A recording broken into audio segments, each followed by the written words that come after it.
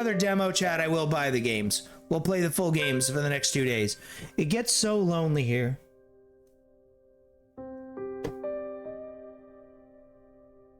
Yes, this is another visual novel. As I said, I like psychological horror games.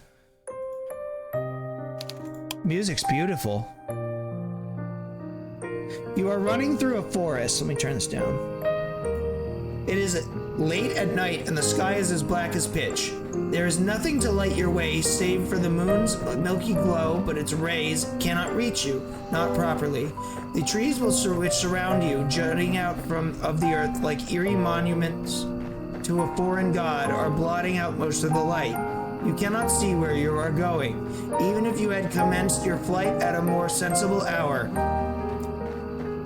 However, with the light of the sun to aid you, it would be of little use. You do not know where you are going. You have no map, no route, no plan. You are running like a frightened animal, anxious and nervy, with no destination in mind. You have no desire as you run to escape. You cannot let yourself be caught. If that were to happen, you are certain that you would be ruined. You have no choice, therefore, but to keep going on and on and on and on, though your feet are screaming at you for mercy. You have no idea how long you have been running. Time has begun to blend together. It has lost all meaning. Something sharp snags at the hem of your skirt. Okay, we're playing a girl. But you do not have the luxury to pause and examine what has happened. Instead, you tug. Your skirt tears and the sound splitting through the forest, and you stumble forward with a shocked gasp. You are free, but at what cost? Your skirt has been irrevocably damaged. It might be too late to worry about such trivial matters now, though. If you do not start running again, and soon she will catch you, then your life will be over. You do not know if she is still following you, but you do not want to risk looking over your shoulder. If you were to see her silhouetted beneath a tree, still looking at you with that sickly sweet smile which once ensnared you, you would lose what little nerve you possess. Your legs would lock up and your blood would freeze in her veins.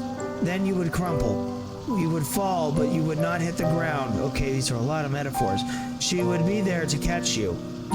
Did she not promise when you made that contract you would be, or under a contract of a witch or something, that you would never be alone? You would like to take back that silly wish of yours, but it is too late for that. It is too late for a lot of things. All you can do is run. You run and run and run while icy fog swirls around your feet. It is cold enough to sap the heat from your body and your shoulder, and you shudder from it. It feels as though you are drowning. It feels as though you are being buried alive. Your knees and your shins, meanwhile, are bleeding. You cannot endure much more of this, but if you value your own life, you must.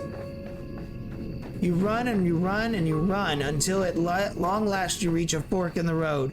There are 3 paths which split off the forest. Well, 4 if you count the path down which you came. You cannot exactly double back on yourself, though, not when you have put so much effort into running forward.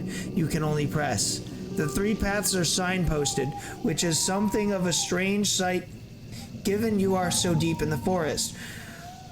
Oh, brother, that's a lot of reading.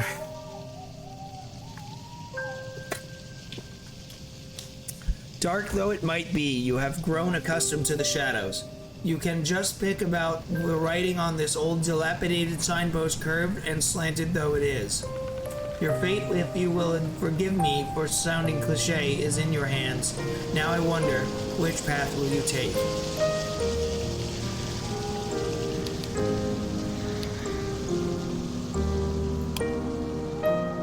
So you want to go to the castle. Good idea. All decent fairy tales tend to conclude in castles once their beleaguered, put upon heroines are finally able to wed the handsome princes they once dreamed of.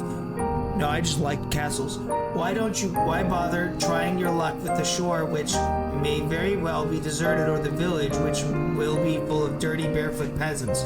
It is far better to skip the suffering and go straight to the grand finale. This is very astute of you.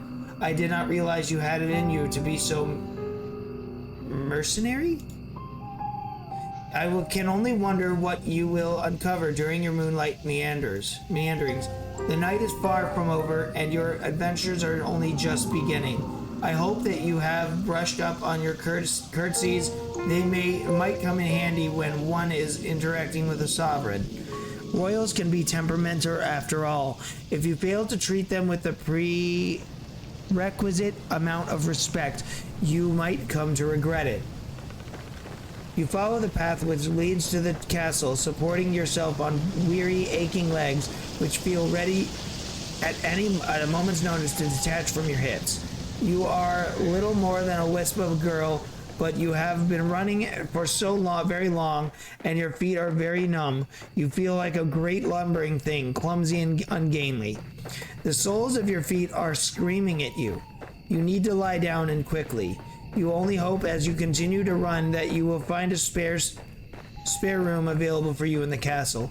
You do not know what exactly will await you at the castle, but you have visions as you run of a vast, opulent dwelling. This dwelling will surely be full of finely furnished rooms in which you might rest your weary head. There must also be a king and a queen inside the castle, you ponder. Who will be kind and wise? What of their children? What of a princess? Even good castle must possess a princess who will take pity on you in your plight. You can imagine the face of their generous princess with ease, thanks to the fairy tales you read in abundance as a small child. Goodness fucking gracious. The princess will be fair of hair and blue of eye, with soft pink lips pursed with like rosebuds. Her limbs will be slender, her hair dainty and unsullied from physical labor, and her sensibilities will be sweeter than marzipan. She will be kind to you and compassionate, just like an older sister. Very optimistic thinking of you. You do not know what older sisters are like, though, or younger sisters for that matter. You are only guessing. You are not a complete fool, however, despite your tendency to daydream, and you do have a very few reservations. Monarchs do not, as you know from various readings, have the best track record when it comes to caring for their peasantry. What? Oh my God. Was there not a very famous queen who once said, with a cavalier wave of her hand, that the hungry peasants in her kingdom should content themselves with cake if bread was not an option? You think this might be a misquote, but the point still stands. Though royals are supposed to grant their subjects a succor in their time of need, this does not always happen. In fact, it very rarely happens. Kings and queens and princesses and princes are, that's a run-on sentence, are just people at the end of the day. You could have said kings, queens, princes, and princes, fucking Jesus.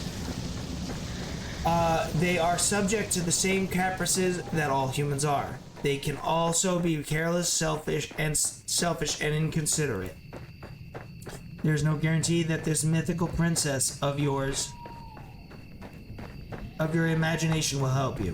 Why, there is no guarantee that this mythical princess ever exists at all. Still, you must try. It is this hope that keeps you going. You continue to run to the castle. It takes some time before you finally emerge from the woods, but finally you do it. How much time, you ask? I cannot answer that. Did I not say that time has begun to lose all meaning? The forest is behind you now, at least, and the awful nightmares which dwelt in it. It is still cold, though, and foggy, and very dark. The sun... You can see the moon more clearly now, though, as it hangs above your head, round as any pearl or orb or crystal ball.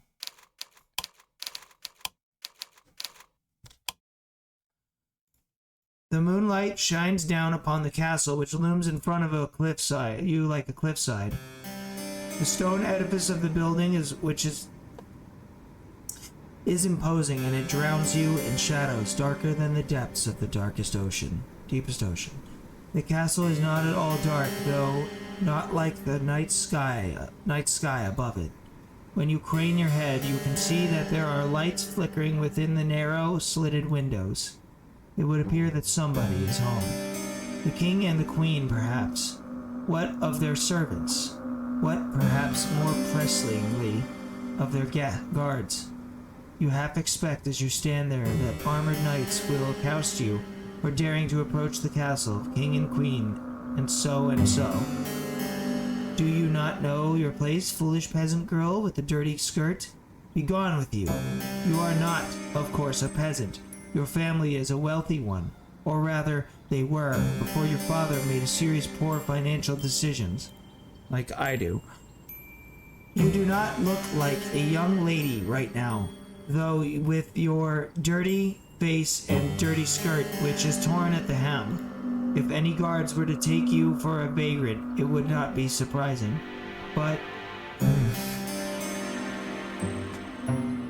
But though you stand there, dithering your filthy fingers hooked in front of your filthy skirt, you do not hear any cries. Nobody sounds the alarm. Lights might be on the inside of the castle, but there is nobody outside of its perimeter standing sentry.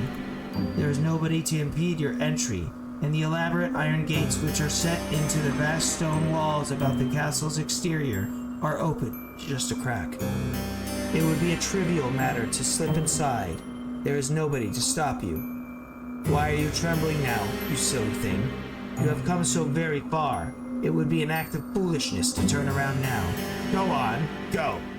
You inhale, you perhaps, in an attempt to screw up your courage, which has at long last begun to fail you. And then you step forward. You slide between the wrought iron gates as stealthy and as secretive as a thief, then cross the path which leads up to the tall, imposing structure. The domed doorway which leads into the castle itself, hewn from its stone, is closed, but at a push of your palm, it swings inwards. The door creaks alarmingly as it opens, the sound long enough to split the silence like a thunderclap. I love the narration here. You inhale at this, and glance around, your eyes darting hither and thither. Then the vocabulary, goodness gracious, it's advanced. Beautiful vocabulary. If there are any guards posted about the castle grounds, they should all have been alerted by that sound. Will they come for you at long last? What will happen should they catch you? What will you throw in the dungeons? That does not sound like a pleasant way to spend a night. At least you would have a roof over your head, though, and you would not have to keep walking. Your feet really do ache. You stand there for an indeterminable amount of time, your heart pounding like a panicked, irregular rhythm. Your heart pounding, a panicked, irregular rhythm in the base of your throat. But no matter how much time elapses, no guards come. You are thankful for your good luck, though it does make you wonder, where is everybody? Why is it almost as if all the people in the world have disappeared? Could you be the very last human left alive? You frown, then press your palm back against the door. You push less cautiously, this time, heedless of the loud sound which splits the silence. There is no point in worrying about the guards, not when there might very well be non-existent. Ooh, the paintings are beautiful, Bo. This is gorgeous. Look at this. Your entry to the castle is secured. It's giving me like Resident Evil vibes. I love it. You then take a step forward. The door swings shut behind you, and the resultant slam makes you jump. You did not expect it. Your heart knocks against your ribs, and with your wild eyes you glance about. You are standing in a vast entrance hall, made of stone, which splits you off into any number of passages. At the very end of the hall, meanwhile, there is a large elaborate staircase, one which seems to extend to the heavens themselves. It is still dark inside the hall, but there are numerous torches set in scones in the stone walls, which are aflame. They offer some relief from the shadows. You can hear the faint sound of the wind outdoors as it moans against the castle. The thing is, I'm reading too fast and my brain's getting screwed up. Take a second, hold on.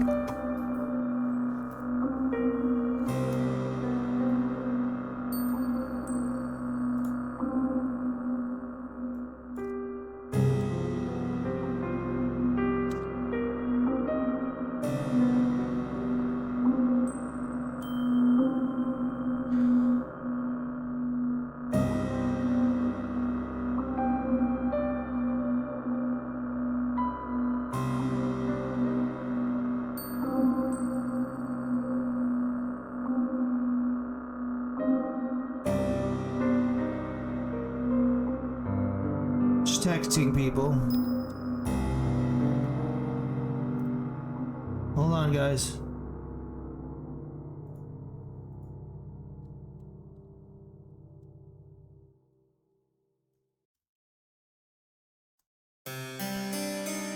Leon.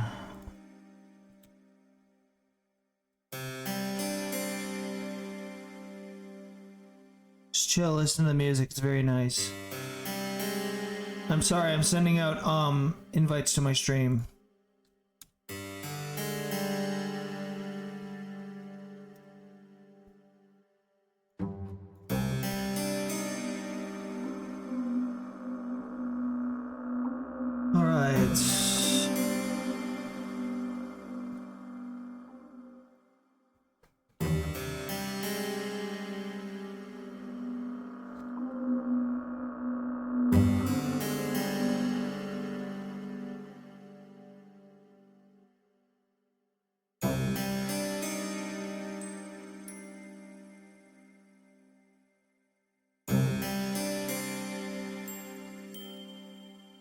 Give me a moment, everybody. I'm almost done.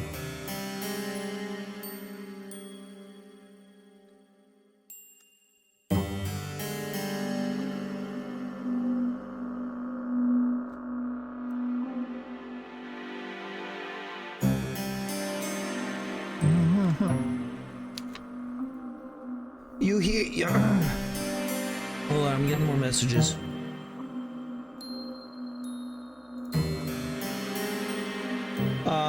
I think I send out all the invites. I would send one to him, but he doesn't. I'm streaming right now. All right.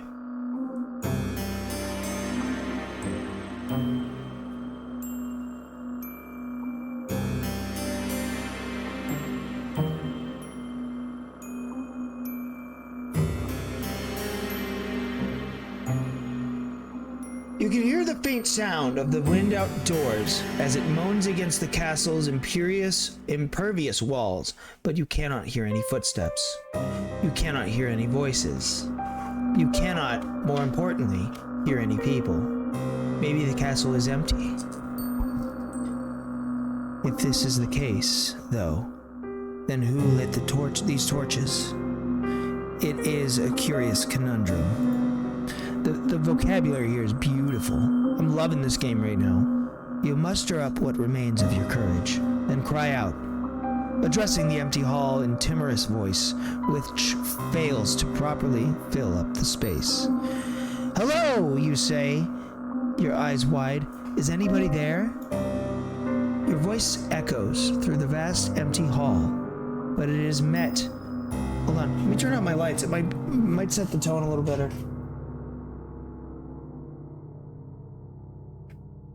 Can you guys still see me? I'm going to check the cams. If you can't see me, I'm going to turn on the lights again. Ah, yes, good. Your voice echoes through the vast, empty hall, but it is met yet again with silence. You cannot say you are too surprised, but it is somewhat disappointing. Not one to be deterred, you try again, and again, your voice growing louder with each subsequent attempt. No matter how loud your voice, however, it fails to reach any ears.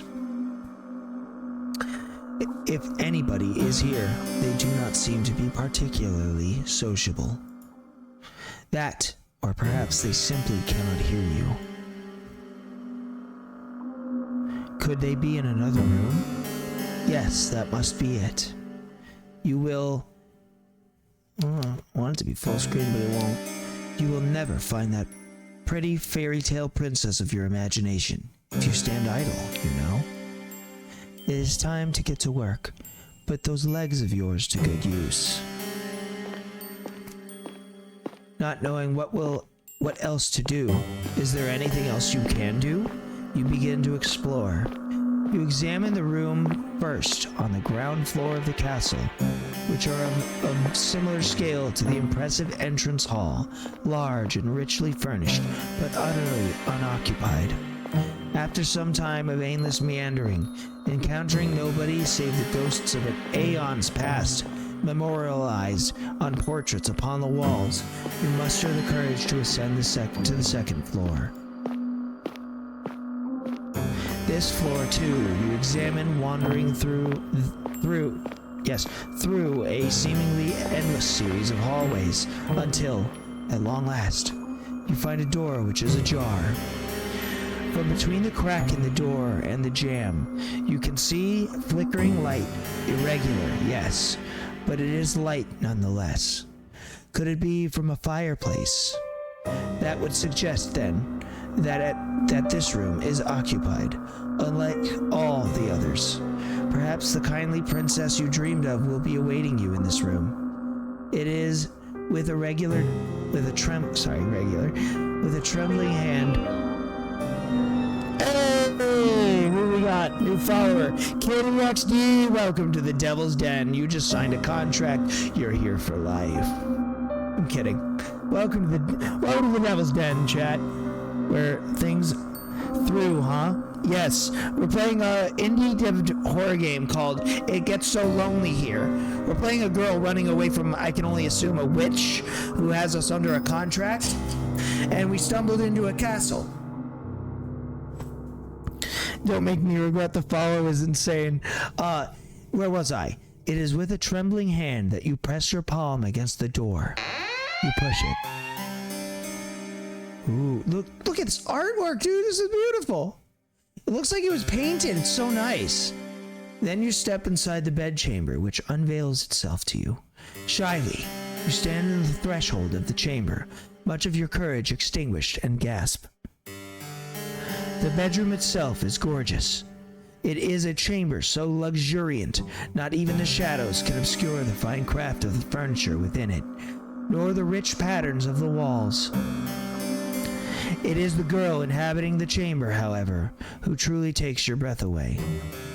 Sitting upon the velveteen sheets of the towering four-poster is a girl in a this is a hard word to say, sumptuous red gown, who seems to be of a like age to you. You do not have a clear view of the girl's face. Her head is bowed, her gaze directed downward at her lap. You can tell from her hair, however, and from her slender calves, which protrude from beneath the hem of her dress, that she is very pretty. The girl's hair is golden, just like freshly cut wheat, but it is the red of her dress which truly captures your attention. She is so striking you cannot look away from her. The girl is not alone in her chamber either. She has a companion, though this companion is not half so endearing as she. In her lap, perched upon her velvet skirt, is a doll. The doll's hair, like that of her mistress's, is golden, though much of it is hidden beneath the bonnet. The girl is adjusting the china teacup held in the doll's tiny hand, while the rim of the cup glints in the light which exudes from the fireplace. If the girl is of a similar age to you, it seems strange that she would content herself by playing with dolls. Is she not too old for it? This girl would be more at home, you decide, at a ball, wearing an extravagant gown, speaking with wealthy noblemen, perhaps even princes. She should not be sitting in what you presume is her bedchamber, adjusting a teacup in a doll's hand. Thank you guys so much for hanging out today. I appreciate all of you. If you don't mind lurking, I do want to warn you that lurking in my chat will not count you as a viewer, so you have to type something every now and then and stay in the active window. I apologize to you. But you are not afforded much more time to stand there, marveling at the girl, because she turns. She raises her head. Then her eyes meet yours. You thought the girl pretty when you first observed her, was sitting on the edge of her plush velveteen bed examining her doll. Now she is looking at you, however, her face illuminated by the flames in their grate. You can see that you were mistaken. She is not just pretty. She is beautiful. So much so, it is breathtaking. I swear to God, if this is a romance, I'm gonna lose it. Stinky. Make me stinky. Rude. She looks as though she has stepped out of the pages of a picture book. How dare you be rude? Sweet. Hello, beautiful. How are you today? She is simply too perfect to belong to this world. Perhaps she has some kind of vision, a waking dream, a hallucination? But no, she is none of those things. I'm always rude. Yeah, okay, stinky. But no, she is none of those things. The doll on her lap is a cold, hard thing made of porcelain, and it is unflinchingly, reassuringly real. Goodness gracious, the words. If she were a mirage, surely she would not be able to handle physical objects such as this. It is strange, though. The doll, though immaculately made, looks oddly imperfect when compared to the girl who is holding it. She is so startlingly beautiful, she even puts man-made representations of feminine charms to shame. The sight of her makes you feel rather weak. You always had a fondness for fair maidens, haven't you? You were rather hopeless when it comes to them, even worse than a knight errant from a courtly legend. Your aesthetic frickin' Christ, these words, man. Hard things? Hey, yo. Your aesthetic appreciation is not particularly ladylike, but, well, it is not every day a girl encounters an elegant beauty like this, attired in red, illuminated by the firelight. Let's stop glazing this chick, please. I suppose I cannot forgive you for this rudeness, as too can this girl. She does not seem to be the type to hold a grudge. Oh, the girl says in a voice that's surprisingly enough far less refined than her appearance. Put an emote every so often. Appreciate it, sweet. It is good to see you. I've been waiting. Has she? That is news to you. You blink, perplexed, a response on the tip of your tongue, but you are unable to expel it into the ether. The girl is setting her doll aside. Then she stands, the hem of her dress swishing about her legs. Nimbly, like a ballerina, she canvasses the space between you. Her room is so very large. There is quite a lot of space. Then takes your hand in her own. I love that they're painting the picture of the room. You must, the girl says, her eyes aglow with excitement, be my new lady's maid. It's been a while, but it's such a relief that you've finally arrived. I knew that you would. You'd never leave me alone. Not yet when you knew how long I was waiting. Oh, I'm so happy. The girl's good mood is contagious, so much so, you find yourself being swept away in it. You are tempted to accept any identity she might press upon you. You have never been a maid before, but you might not mind being that girl's maid. She does not seem like a poor mistress to serve, not if she is always this kind. You cannot mask the confusion, however, which flickers across your face. You are not a good enough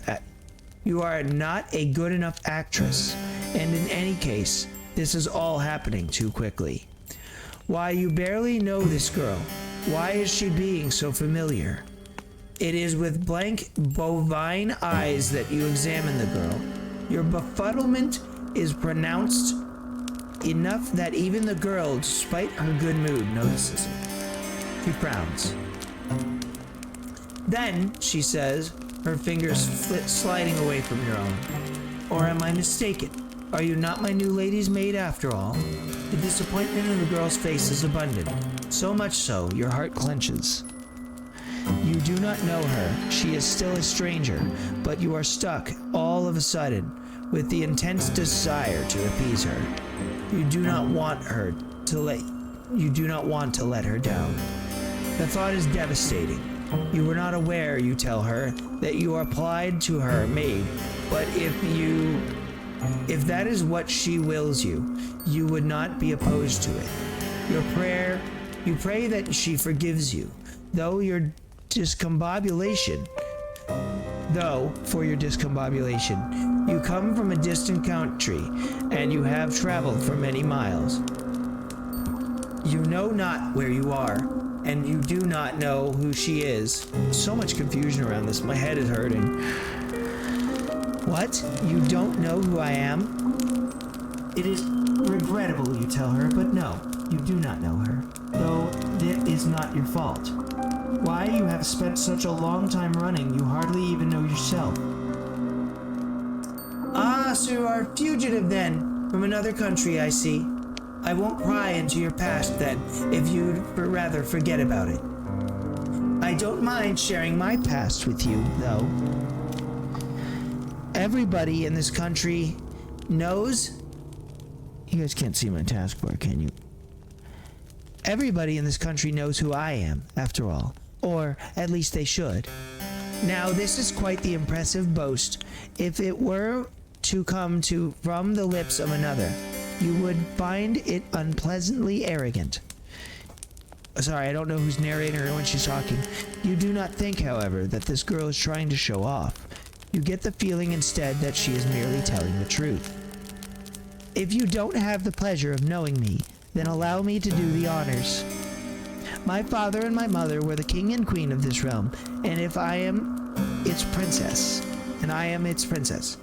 I've lived in this castle all my life, so I don't know much about the outside world, but I know that other countries do not exist out there. I do know that other countries exist out there. Sorry, my reading is fucking awful. I presume it is from one of these foreign countries that you come from. It is very good to meet you. I've always wanted to talk to somebody from overseas. It feels like quite the opportunity, hee hee. The girl giggles at this, and you smile in response. You tell her unthinkably that it is your pleasure, really, to meet her, or at least you mean to. You only get halfway through this remark when the full gravity of what the girl has told you sinks in. You come to a stop. Then you stare. Did she just say she was a princess? Yes, that's right. I'm a princess, and one day I'll be a queen after I've done a little bit of growing up. My ministers don't think I'm ready to run the country just yet, but I've been doing my best at my lessons. One day, I'm sure I'll be the best queen that ever was. So she really is a princess. That makes sense, you suppose, given she lives in a castle, but it comes as a surprise regardless. You haven't known before you entered this chamber that you were trespassing on a lady of such great renown. Why, hold on a second, let me get a drink.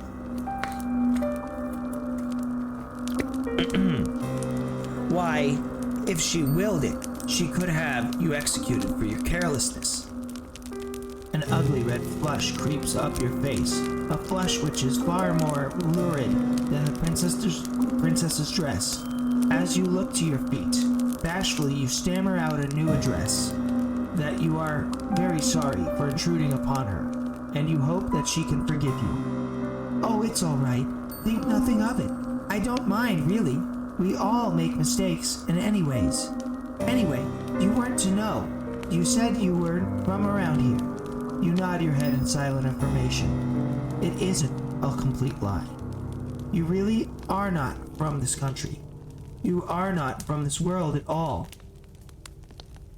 How wonderful! I'll look forward to picking your brain later. All of my servants come from the nearby village. Their tales are all the same, and so are their superstitions. I could do with a breath of fresh air. My last lady's maid told me I was too impetuous, but I don't think there's anything wrong with wanting a bit of adventure. Not that I've ever been afforded much of that. I've been shut up in here for so long, I hardly get the chance to talk to other girls my age. My last lady's maid was older than me, and so was the one before her, and the one before her. Sounds like she's been here by herself for a long time. Some of the princess's fair mood seems to be dissipate as she speaks.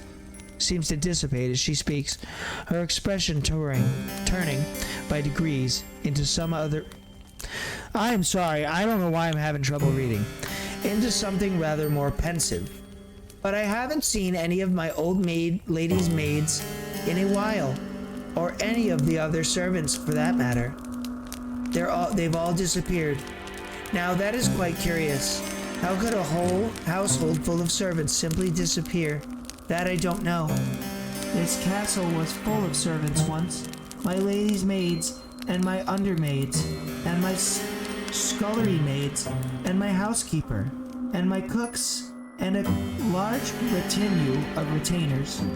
They're all gone now, though. I think my ministers must have sent them away. I don't know why they would have done that, though. That they didn't explain it to me. But then again, they never explain anything to me. They still treat me like a little girl. It is so tiring. She said that her ministers sent her servants away. What of her parents, the king and the queen? Would they not be the ultimate authorities in the castle hierarchy? They would, yes. If they were still alive, but they're not. They died a long time ago. I was raised for most of my life by my servants. You answer, and then you flush. You haven't known. It's all right. You don't need to apologize. I'm just happy that I have you now. I was getting sick of tired of only playing with my... For fuck's sake, can I read? I was getting sick and tired of only having my dolls to speak to. They aren't the best conversational partners. You can imagine so, yes? You doubt any doll, even one you made by a talented artisan with an intelligent face, indistinguishable from a human's, would be very good at answering back. Oh no, they aren't. They're hopeless at it, really. They're so stony-lipped. You have no idea. You've no idea how much of a relief it is to see you. This castle is so big, and without my servants, it feels so very empty. It gets so lonely here. Now that it is an interesting turn of phrase, it catches you inside your head like a blur. Have you heard it before? That's the name of the game. You do not have much time to ponder this. However, because the princess is speaking anew in that curiously conversational manner of hers, which does not seem particularly princessy, maybe she learned how to speak from her servants. That would explain why her consonants are so unrefined. Oh, but listen to me, yammering on again. It's a bad habit. I really must put a stop to it. You are probably tired, dear one, from your travels. Would you like me to show you to your room? Yes, the princess announces before you can say anything in reply. I think I'll do just that. I might show you a bit around the castle first, though. It's like a maze in here, and I wouldn't want you getting lost. You'll be staying here for quite some time, after all. The princess then hastens to take you on a tour of her home. Fortunately, she does not show you all of the rooms in her abode, and neither does she offer overly long descriptions as to what the few rooms she does show you are used for. She does, however, pause by the kitchens, whereat she offers you some victuals. Once the growling in your belly has been satisfied, the princess then resumes her journey. She leads you down a dark, twisting hallway and up a series of equally dark, twisting steps until she arrives, at long last, before a door. Goodness gracious, this is a lot of reading. Chat, how are you guys holding up? Is this interesting for you? The princess pushes this door aside summarily, thus permitting you entrance to a small, humble bedchamber. This chamber is not half so opulent as the grand bedroom in which the princess resides, with its resplendent four-poster and its richly patterned wallpaper. Stay active, chat. Talk to me here. This room's ceiling is not as high, and the singular bed shoved against the wall is thin and narrow. The walls are an unassuming beige, and the floor beneath your soles is of warped wood.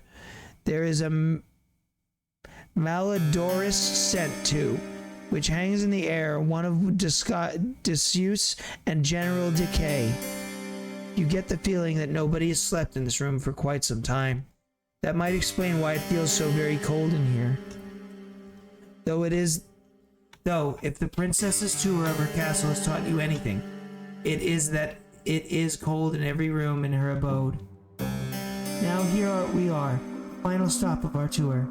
This will be your room, dear one. I hope it's to your liking.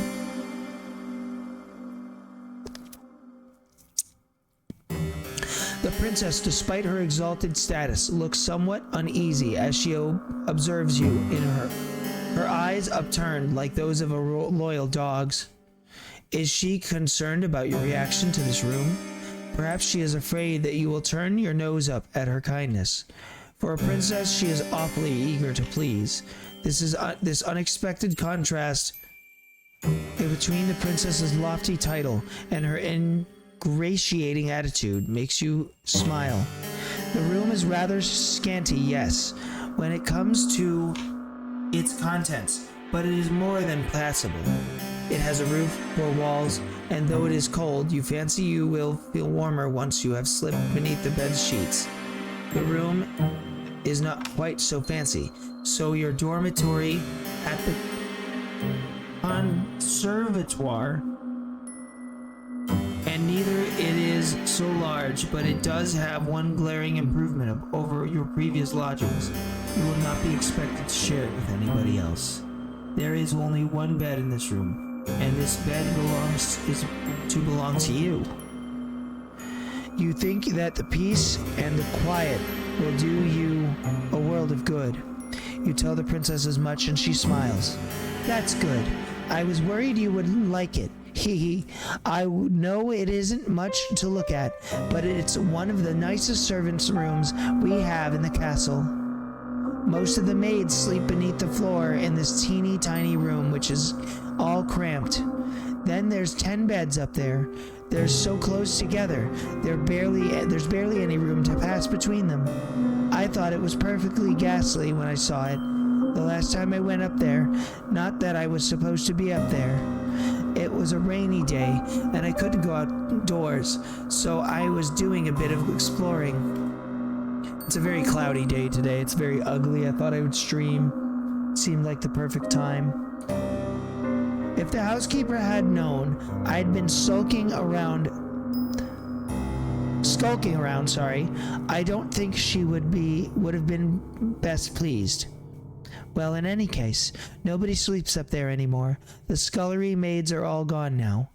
I couldn't put you up there, though, in the attic with all those empty beds. I didn't think it'd be very cheery. You're not just scullery maid. You're my lady's maid. That means you deserve good lodgings. It'd be an insult to offer you any less than this. Now it's getting late. You'll have to forgive me for rabbiting on. Ooh, that's a word. The vocabulary in this is so nice. I've heard it's something I tend to do. It's a bad habit, one that's unbecoming of a lady. The housekeepers warned me enough times. Your reassurance, the princess to the contrary. You reassure the princess to the contrary, smiling as you do so. You do not mind if she talks too much. This is better than not talking at all. Her affable nature makes it easier to spend time with her. Manners be damned. You were always so scolded too, back in the conservatoire, for your behavior. You know full well how aggravating it can be to be upbraided, not for any particular misdemeanor, but for being yourself. Well, I'm glad you understand, the princess answers with a giggle. I really should be off, though. It's bad manners to keep you, especially when you look so sleepy. Get some rest. We can talk tomorrow. More tomorrow. If you don't mind my ceaseless prattle. I'm glad you seem to appreciate it, at least. Though I'm sure you'll get tired of it eventually. All of my old maids did, hee hee. The princess departs, and in her absence you take a seat up on the bed. You are your new bed. Chat, stay active. Stay active with me, talk to me. I know you're probably encapsulated in this game just as much as I am, which reminds me I have to save you. You cannot help that this is all happening very quickly. It does not seem very long ago that you were still in the forest, running for your life. Oh, my goodness. Amongst the tall, imposing trees with their ungnarled, gasping branches. The forest might as well be a distant memory now, though. You are indoors inside a castle, no less. You have been given a room in which to sleep and clothes you might wear. It seems premature still to declare that you are out of the woods in a metaphorical sense. I mean, but things would certainly be worse. You force yourself to stand on legs which feels too weary to support you and change into the night clothes hanging in the wardrobe. The night clothes do not fit you perfectly, but you are too tired to care about that. You are too tired to care about much of anything. You retreat to the bed and slide beneath its sheets. You then you let your eyelids fall shut. You exhale. And lulled by the breeze which blows outdoors, you fall asleep. You are so very tired. Your sleep is a dark one, darker even than the furthest abysses of the night. Like the nighttime sky, however, which shimmers with stars, your sleep is not devoid of these prismatic fragments you humans call dreams. Though in this case, I rather think your nocturnal imaginings are worth rather more than that. They are not dreams. They are to which your slumbering mind is subjected. You know they are not. Otherwise your body would not be so very cold, not so clammy. The images that flicker beneath your closed eyelids, like the ghostly images in a... Fuck, I can't read this word. Phenakistoscope were... What is a phenakistoscope? Let me look this up, chat. We're about to learn a new word. Phenakistoscope. A phenakistoscope, spelling... was the first widespread animation device that created a fluid illusion of motion. Dubbed... Oh, so right, it was like the thing you put into a... You hit the thing and it shows you new images? Interesting. Were not conjured from within your mind. They were instead taken from your memories.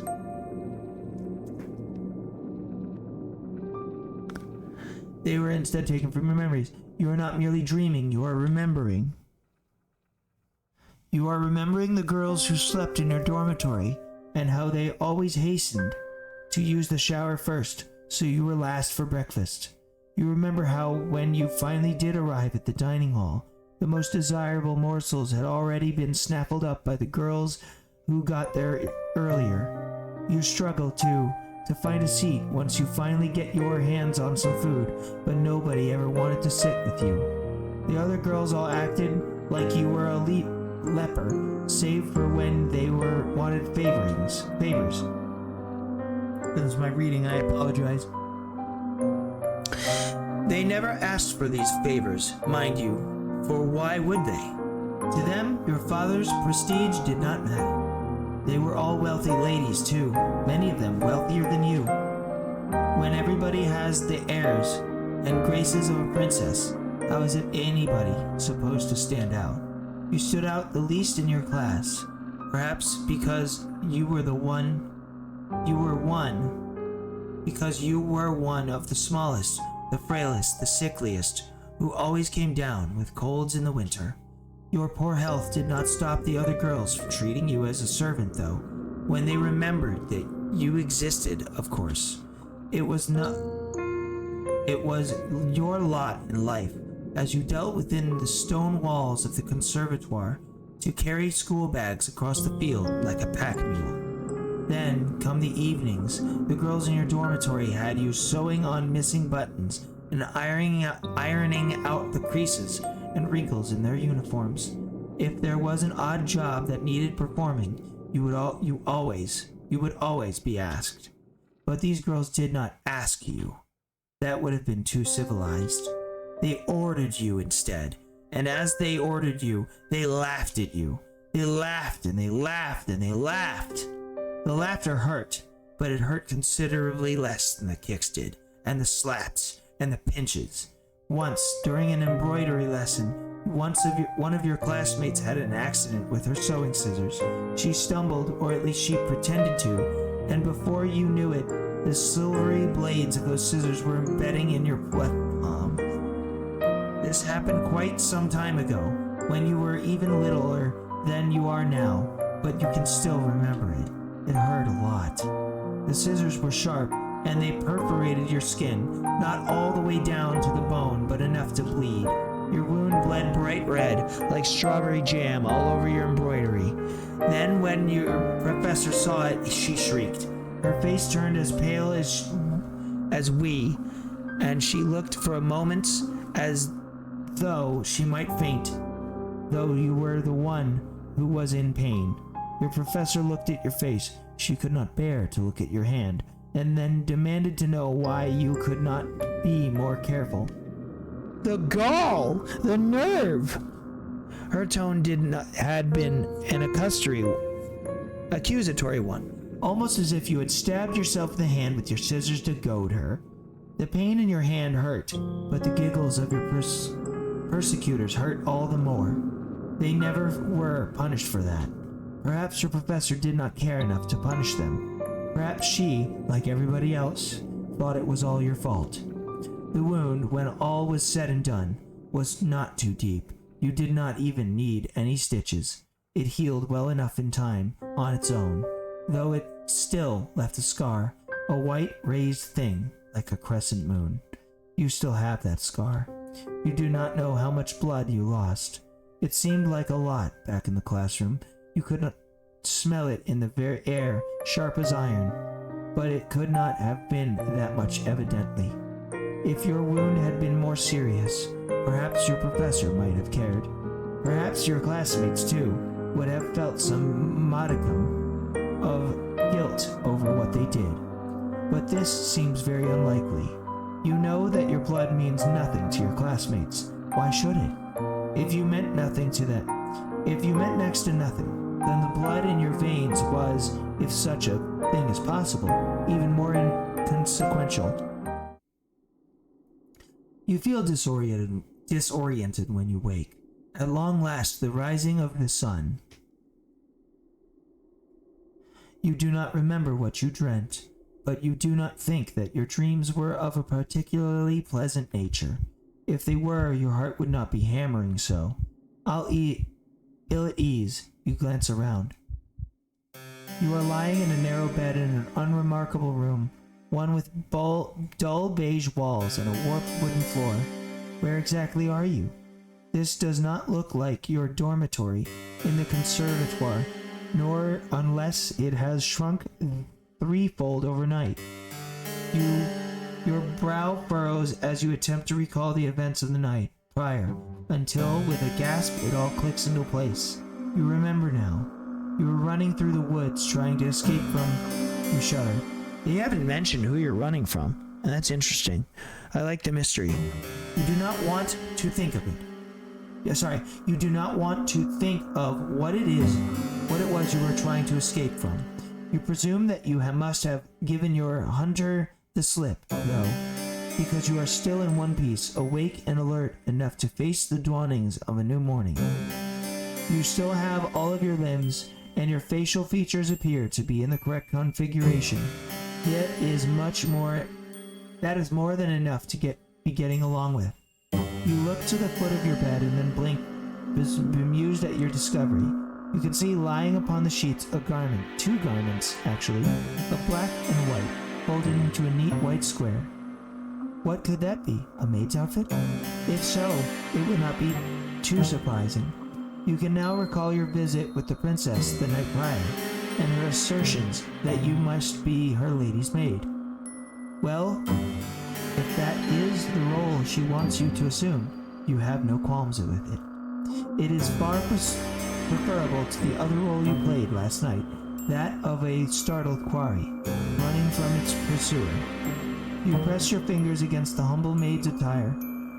It feels surprisingly soft to the touch, not coarse, like you expected. These clothes are rather fine. Did the princess put them here? If so, that is all the more reason to wear them. You are not churlish enough to deny her hospitality. I don't know what churlish means, sorry. These are all new words to me. Even my degree does it. I have never heard these words before. Churlish, let's look it up. Let's learn a new word today, Chad. Churlish, alike or befitting a churl? Word that doesn't help. Having a bad disposition, surly. Okay. You are not churlish enough to deny her hospitality. You rise from your new bed, and then undress yourself, unbuttoning the front of your plain white nightgown and setting it aside. This task accomplished, you then clad yourself in your new attire, black, white, and immensely sensible. You feel very far away from the girl that you once were. Your face might be the same as always, but something within you seems to have changed. You are no longer a student, not as long as you mean to reside within the princess's castle. You would far rather be her servant. Assured of your newfound identity, you retreat from your chamber, then make your way to your mistress's bedroom. The castle is a large one with many, many rooms and many, many hallways to connect them. And for a brief while, you find yourself horrendously lost. You cannot remember where the princess's bedroom is. You are beginning to feel rather disoriented when, to your relief, your eyes snag upon a stairwell, which looks rather familiar. Could this be the way? You ascend those stairs. Your footfalls cushioned by the plush carpet which lines them, then find your way down the very same hall you traversed the night prior. If your memory does not fail you, then the princess's bedroom ought to be. Yes, it is here. You rap upon the door, but receive nothing in the way of a response. Is the princess still abed?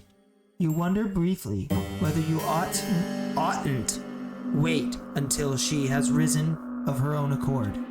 But no, the sun is high in the sky, and it would seem a shame to let the princess sleep through the day. You ought instead to rouse her. That seems like the sort of duty a lady's maid should attend to. You enter the princess's bedroom and glance about.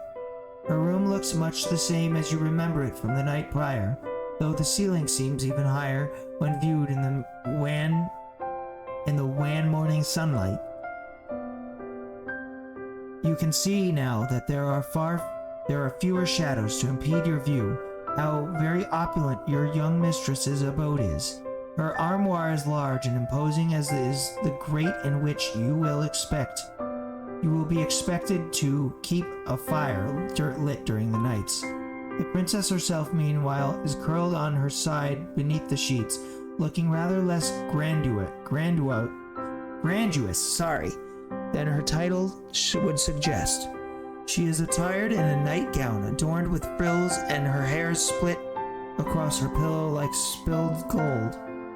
In her slender arms, meanwhile, held to her chest, is a doll, the very same one she was cosetting last night. You suppose this doll must be her favorite.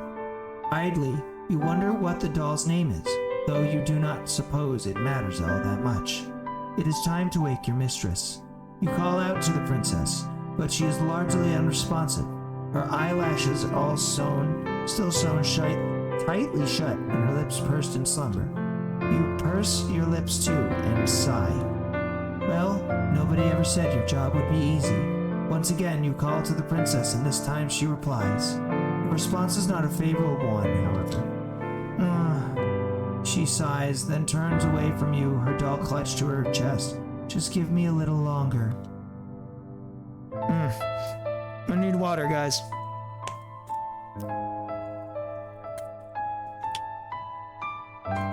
The princess sounds so enfeebled, but you do not take pity on her.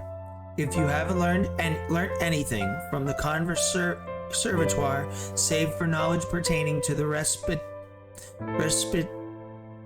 respiratory tracts of fish, it is that a fish.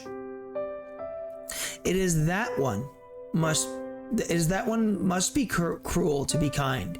You do not think that this adage was practiced with any great success in the conservatoire, but perhaps it will have more of an impact upon the princess. You tell her once again to wake up, more sternly this time. You will not let her sleep, for she has slept long enough already. It is very slovenly, really, to still be abed at such an hour. Oh, defeated, the princess sighs. All right, I can see that I can't twist you around my little finger. Look at her in that little thing. What the I'm up. You don't need to nag me.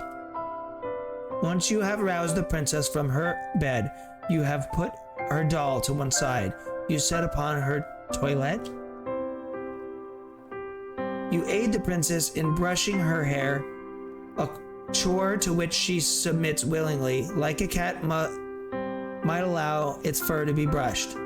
You allow yourself to ponder as you run the bristles of the princess's brush through her hair, how wonderfully soft it feels against your skin.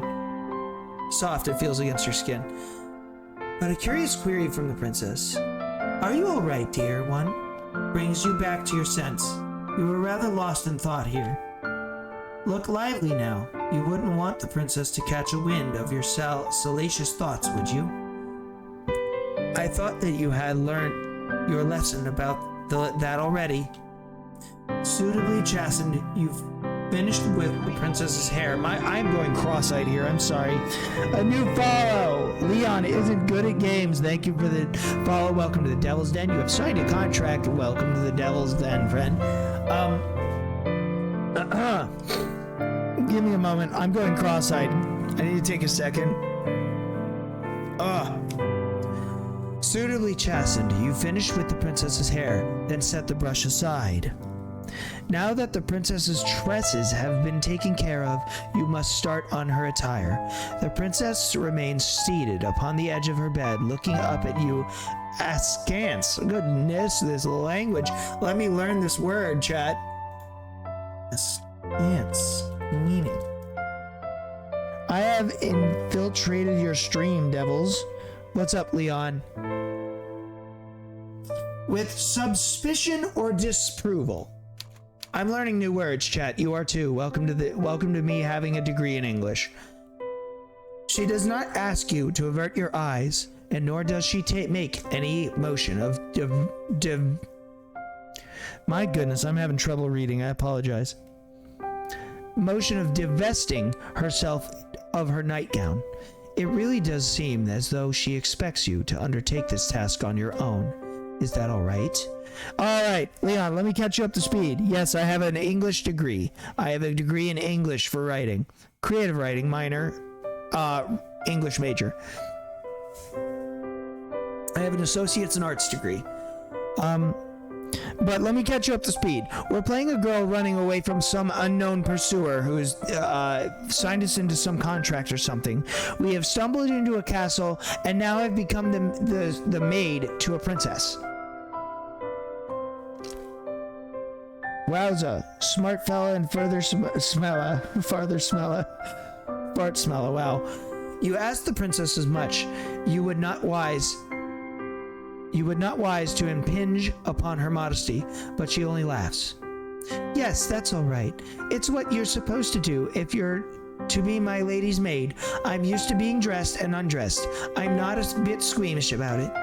She might not be squeamish about it, but you are. You have never seen a naked woman before excepting yourself. Even then, however, you have always dressed and undressed furtively, not wanting to examine your body for longer than it is strictly necessary. You have never much liked the way you look. I hate when that happens. Yeah, right? You make a few more mumbled objections, but the princess sweeps them to one side easily. It's all right. I might be a princess, but we're both people. Underneath all of our clothes, I doubt we look much different. You are not sure about that. Body positivity, chat, is a thing. You have not yet seen the princess unadorned, but you already know to look at her face that you are different. Did I read that right? She is much, much prettier than you are, but she is waiting, and you do not wish to keep her any longer. You steady your nerves. Please don't show anything. I'm sure it won't, but then you reach out with trembling hands, and you begin to undo the buttons which run down the front of the princess's nightgown. You work as quickly as you are able, which, given how badly your hands are shaking, is not very. You fumble with a couple of the buttons, flinching as you do so. The princess, however, seems blissfully unaware of what it is exactly you are doing, or not doing, for your fingers have begun to seize up with the front of her nightgown. She is not even looking at you. Instead, her gaze is directed beyond your shoulder to the windowsill. This is supposed to be a horror game. I'm not feeling very scared. And the sky above it, beyond it. It isn't particularly sunny, but I don't think it's too cold outside. Going for a walk might not be a bad idea. What do you think, dear one? Sorry, that was the princess speaking. You think you would like to finish undressing the princess as soon as possible, so you can make some progress undressing her again. The sight of all this exposed skin is bad for your heart. Fortunately, you are able to make quick work of the princess's nightgown despite your initial mishaps, spurred on perhaps by your anxiety. You bid the princess to stand. I think they're building up to it, and it's going to take a while. You bid the princess to stand, which she does, and neatly she steps out of her nightgown, her motions once again as graceful and as fluid as her dancers. This task completed, you search worriedly for the princess's red dress. Where is it? You cannot find it. Sweat begins to prickle on the back of your neck. Your palms, meanwhile, feel uncomfortably clammy. The moments pass awkwardly, uneasily, as you search the princess standing there, all the while as naked as the day she was born. Why did you not find her day dress before you stripped her of all of her night one? What a fool you are. The princess, noting your panic, giggles and then says, "Are you looking for my dress?" "Yes," you reply as your face flushed. "That is what you are doing." "I thought so. I did wonder, but you started undressing me. Why you'd not ask where it was? Maybe it slipped your mind." It had slipped your mind, yes, to your shame. You got salsa and chips. Nice. I'm about to go get lunch after the stream. 6 viewers. Thank you guys so much. Seriously, guys, look at the camera. Look up here, you sons of bitches. Thank you guys so much today for showing up for stream. It means a whole lot of me, and I appreciate every single one of you. Don't get your panties in a bunch. This is the most sentiment you're gonna get out of me. Cry about it, chat. You were too busy trying not to fixate upon the princess's bared skin to think about how best to conceal it. "My dress is in my armoire," the princess says, glancing over to the aforementioned piece of furniture. Good lord, the frickin' vocabulary here is beautiful. Yum, then you play VRC with us, mostly me? Oh, Leon, goofy girl. That armoire of hers is an intricately carved wooden structure. Actually, I should go work out, but I'm 2 days late. I found out today my account's in the red again, so not fun. Oh, and sadly, something else happened today that I'm very sad about. I'm extremely saddened to tell you that my box has been destroyed. Argument with my dad, he slammed it on the counter, and my $250 collector box has been destroyed.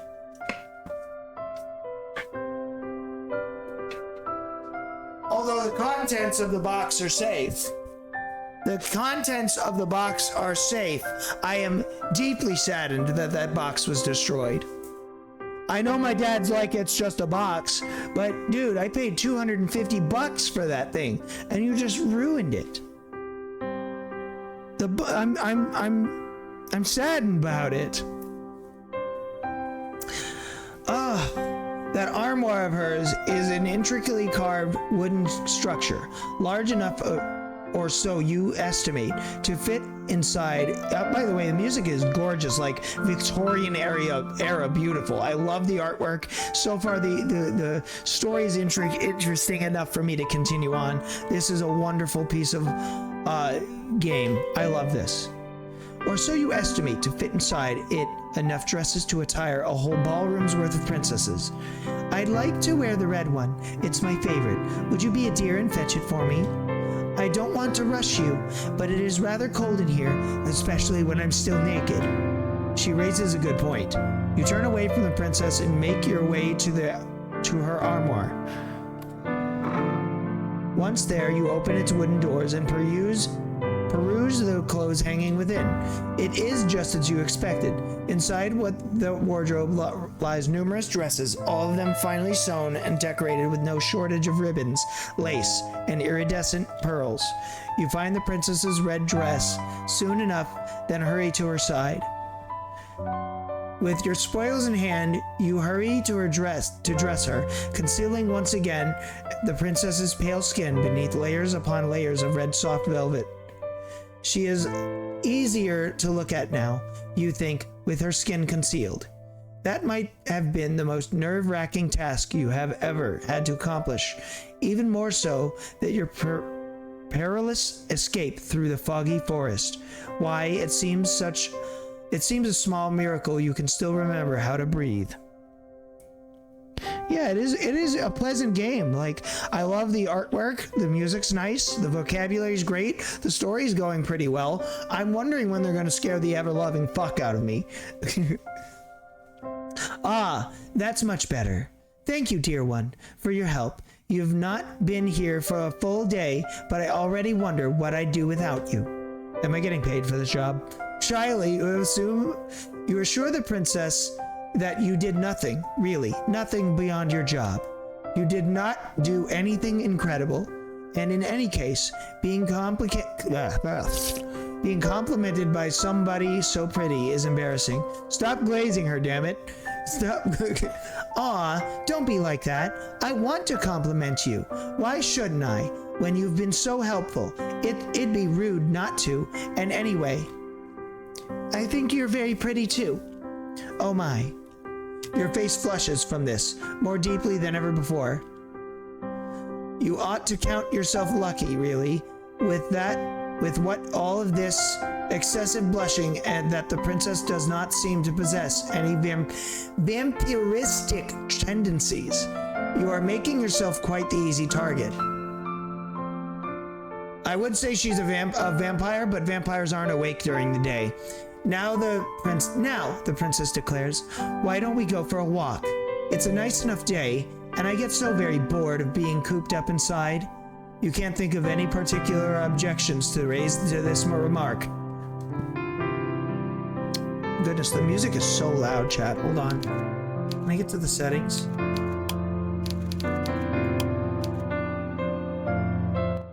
There we go. Sorry.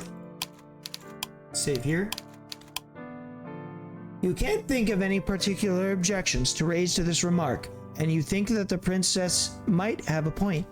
This castle, though expansive, is somewhat stifling. The walls are so very thick that they put you in mind of a crypt. With your oh man, I don't know if I can pronounce this. Acquiescence? Assured. I can't pronounce that word, chat. I'm not gonna lie to you.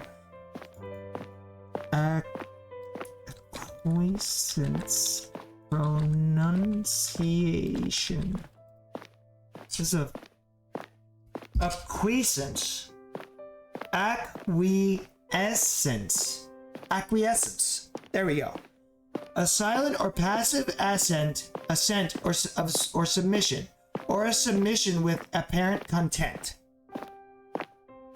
With your acquiescence assured, the princess quits her chamber, her posture elegant and her gait unhurried.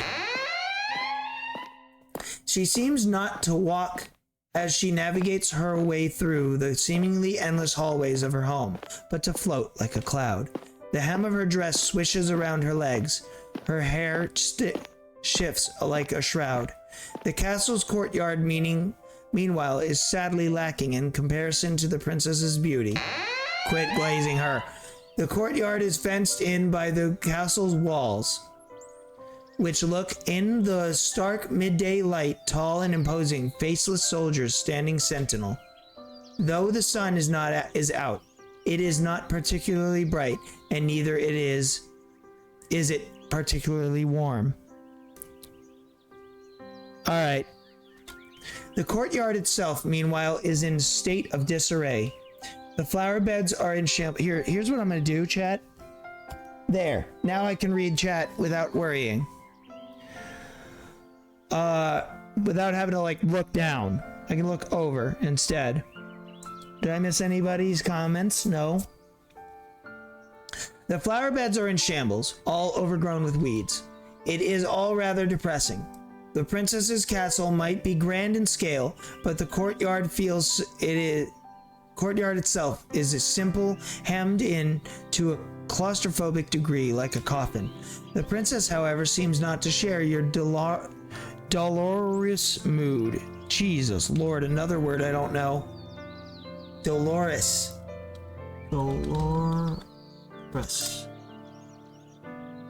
Exciting or expressing sorrow, grief, or distress. Good Lord.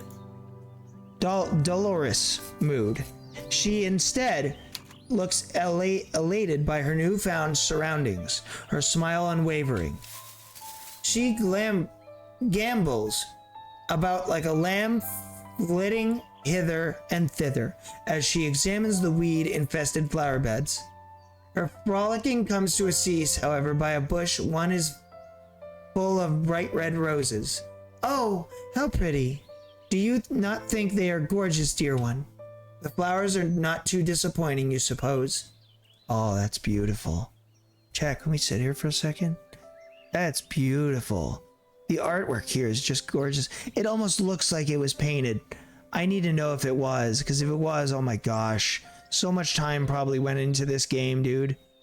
Wow. While I wait, I'm gonna get a drink, something to eat. I'm hungry. Oh, fuck it. Coffee. On the other day? Yeah, this was yesterday's coffee. Hold on.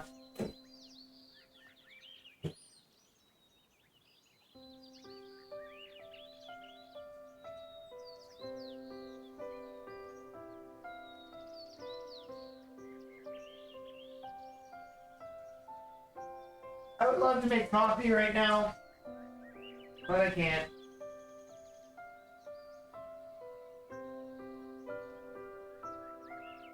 There we go. There we go. Okay. I'm back.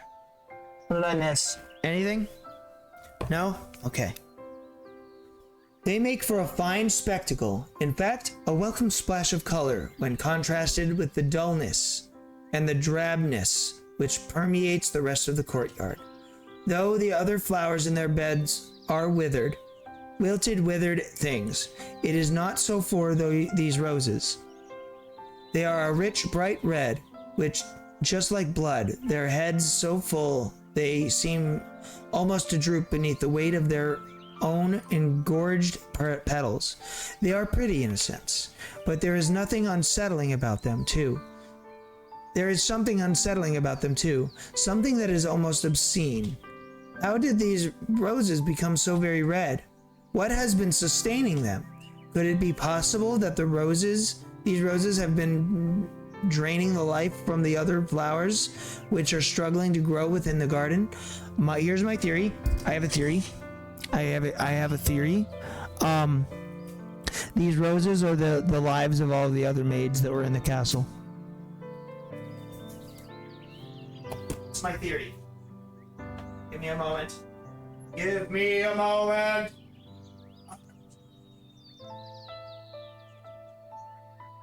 Ooh, hot, hot, fuck. It's just hot. Love me some Pop-Tarts, chat. It is a fanciful thought, but... Oh, they are simply divine. Looking at these roses always lifts my spirits. They really are my most favorite flowers. I simply must pick some of them. Perhaps I can use them to decorate my bedchamber. It could use a bit of color, but they won't last forever. The princess reaches out so as to pick one of the roses free from its resting place amongst its brethren. You're gonna cut yourself on a fucking thorn, aren't you? You watch her, your breath bated, anxious that this gesture might result in perforated flesh and bright red blood. But the princess is not as clumsy as you fear. Yes, of course she is not. Who did you think she was? You? Damn. Damn, you roasting me now? You fucking roasted me?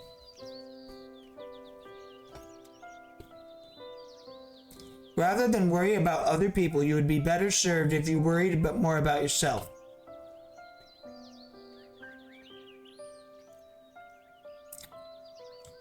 The princess holds her newly pilfered rose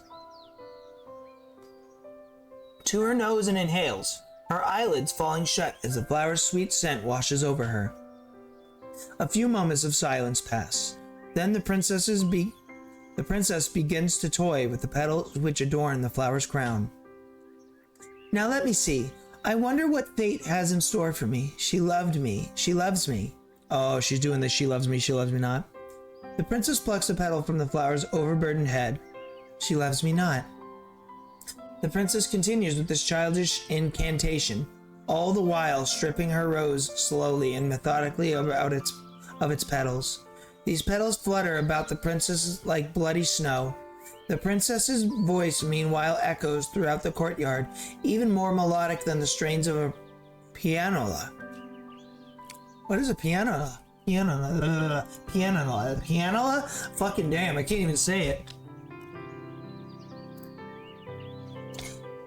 Pianola.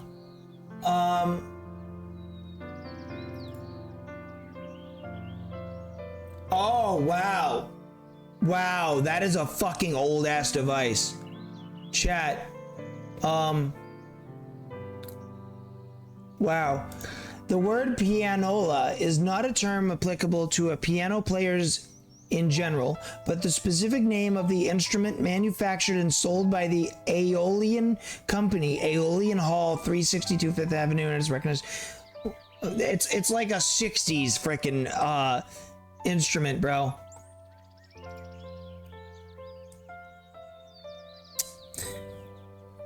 It was made in 1895. Holy shit, dude. They are referencing some old Victorian era shit, dude. Damn. She loves me not. She loves me not. The princess's fingers hover over the final petal which crowns her nearly denuded flower. Then, with a triumphant smile, she declares, "She loves me! I knew it!" You watch the princess amused by her girlish good cheer. The little mantra she has been reciting is one that you are familiar with. I'm sure everyone's familiar with that one. The girls at the conservatoire always used to engage in this little game, the younger ones, at least, who believed that a fairy tale prince would whisk them away. You might have participated in this game yourself when you were a child, but you never pinned your hopes and dreams on a handsome prince. Your interest in princes has always been minimal. When it comes to fair princesses, though, well, that is a different matter altogether, isn't it? Pleasantly, you ask the princess whose love it is she wishes to court, a query which makes the princess giggle. Oh, dear one, who else would I be thinking of? Naturally, I was thinking of you. Naturally. She says it so easily, as though you ought to have suspected as much, and indeed, part of you did. You wanted to believe, yet part of you was so afraid to. You did not want to be arrogant enough to assume that the princess might care for your affections. Now that I've had something in my stomach, I can read much better. You see that?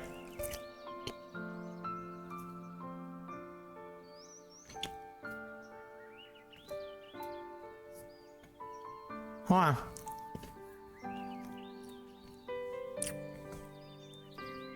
You begin to blush, your cheeks almost as red as the roses, while the princess laughs. She laughs and she laughs and she laughs.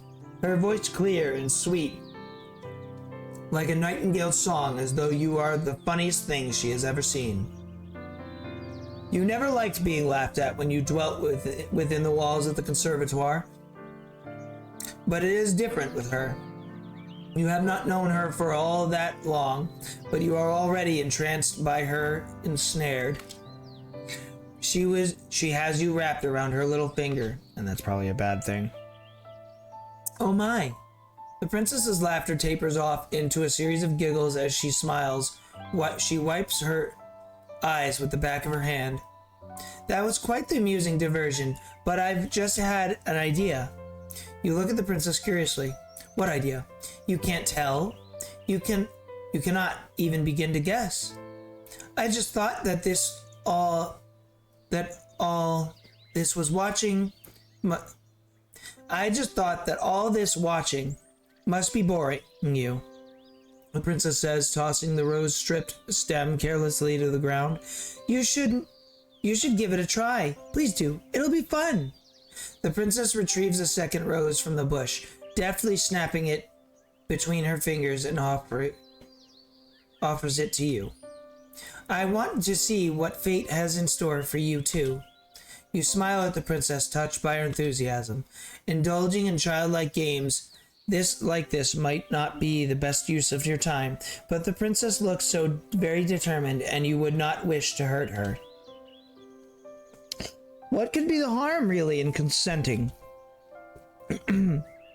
Oh, water.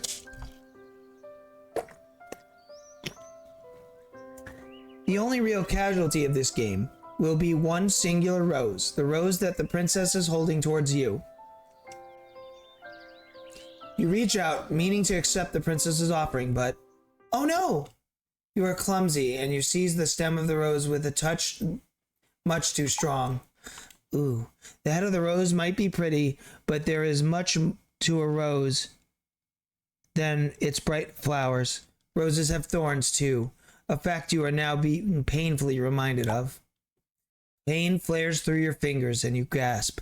You take a step back, and the hem of your skirt swishing around your ankles. Your finger is stinging, and so are your eyes. You ought to have been more careful. Why were you so stupid? You poor dear, you're bleeding, the princess exclaims, alarmed. Then she frowns. This is all my fault. If I had not suggested this silly game, this never would have happened. Please let me take care of you. And how is she going to do that? Perhaps she means to take a handkerchief from her pocket with which she might staunch your wound. Princesses tend to carry handkerchiefs around with them, don't they? Silken ones? Why else would they give brave knights tokens of their gratitude? How else would they give brave knights tokens of their gratitude once these aforementioned knights have successfully slain dragons? Princesses can hardly dispense kisses as favors. It simply is not done. That is what you always thought, but... Please hold still, this might sting a bit. The princess is anything but ordinary. Rather than take a handkerchief out of her pocket, she instead encloses her white, slender fingers around your hand. Carefully, as though she is handling a precious object, she raises your hand, her eyes affixed, all the while on the beads of startlingly crimson blood which are oozing luridly from your wound. She licks her lower lip. Then she dips her head. She's a fucking vampire. She parts her mouth, and with a soft sigh which borders on the sensuous, she slips her injured digit between her teeth. So much for princesses not dispensing kisses as tokens of appreciation.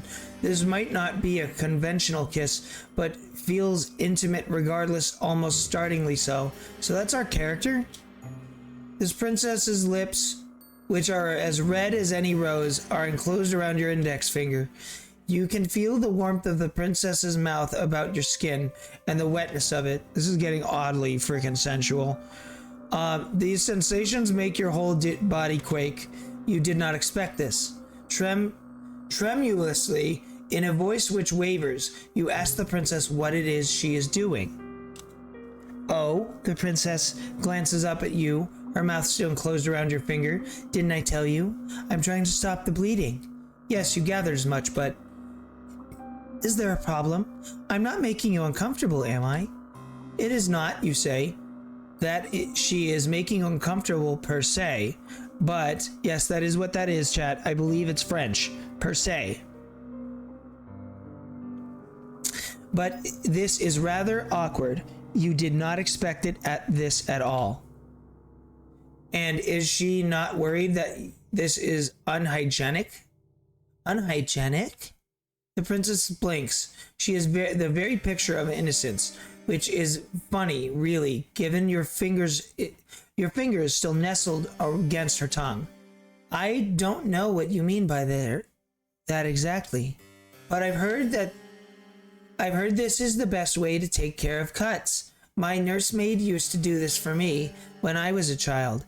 It's what you're supposed to do. Strange. You use bandages, but I believe this might be in a time of medieval, so the castles exist, so. And you ask, your voice catching in your throat, did her nursemaid keep staunching her wounds with her mouth when she grew older? Well, no, but my nursemaid was dismissed when I was 8 years old. That's the normal way of things. I had my ladies' maids to look after me then. How very interesting. And did they ever clean her wounds like this? No, the princess says, smiling mischievously, because I'm not clumsy enough to cut myself, silly. Now that was quite the sharp retort. You did not expect that. Your face turns even redder. If such a thing is possible, though, this might perhaps be to your benefit. With some luck, all of your blood will flow to your face rather than to your finger, and your bleeding will stop. Has it stopped? Your injury was not a deep one. There should be no need for the princess to keep on suckling, but she still is. Don't take that out of context, you perverts. You are not accustomed to intimacy of this nature. It is making your heart flutter. If the princess knew what her mouth was doing to you, okay, do not take that out of context, you perverts. You are sure she would not be so familiar. You feel quietly, crushingly confident that she would scorn you for your feelings and deem them unnatural. It would not be the first time. At this point, you should be used to rejection. It still stings, though. It stings much, much more than any thorn on any rose ever could. The days pass, following your misadventures in the rose garden in a relaxed, unhurried sort of manner. One moment. Save here. Your mad dash through the forest is beginning to feel like a distant memory, so much so you can scarcely recall the raw, naked fear you once felt as you fled for your life. There is no running to be had while you are working for the princess. You would have nowhere else to run, and in any event, there is no longer any reason to run. The shadows which once tormented you have at long last begun to recede. You can scarcely recall, as you lay down in your bed, the petty cruelties you were subjected to by your classmates at the conservatoire. They no longer matter. Your attention is focused, not upon yourself, but upon the princess. The more time you expend with her, the more you come to care for her. You have become quite besotted with her, but I didn't get to read that.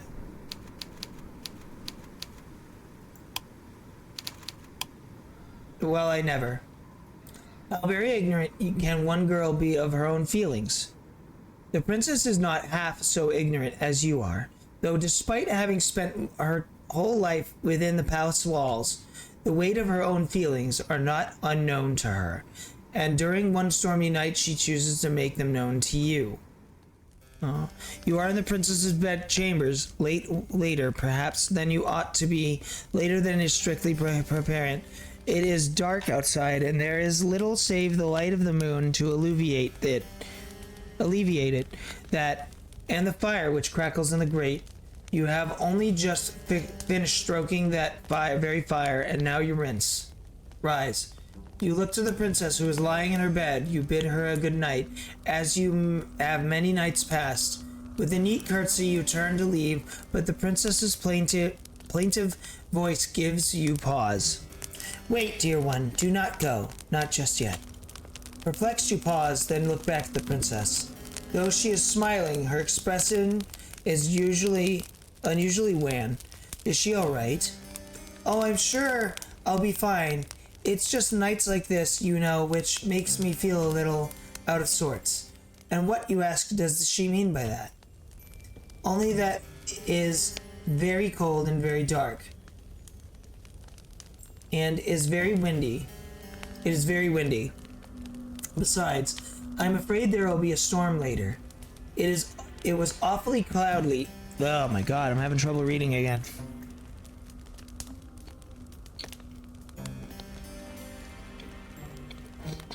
It was awfully cloudy earlier when we went out for our walk.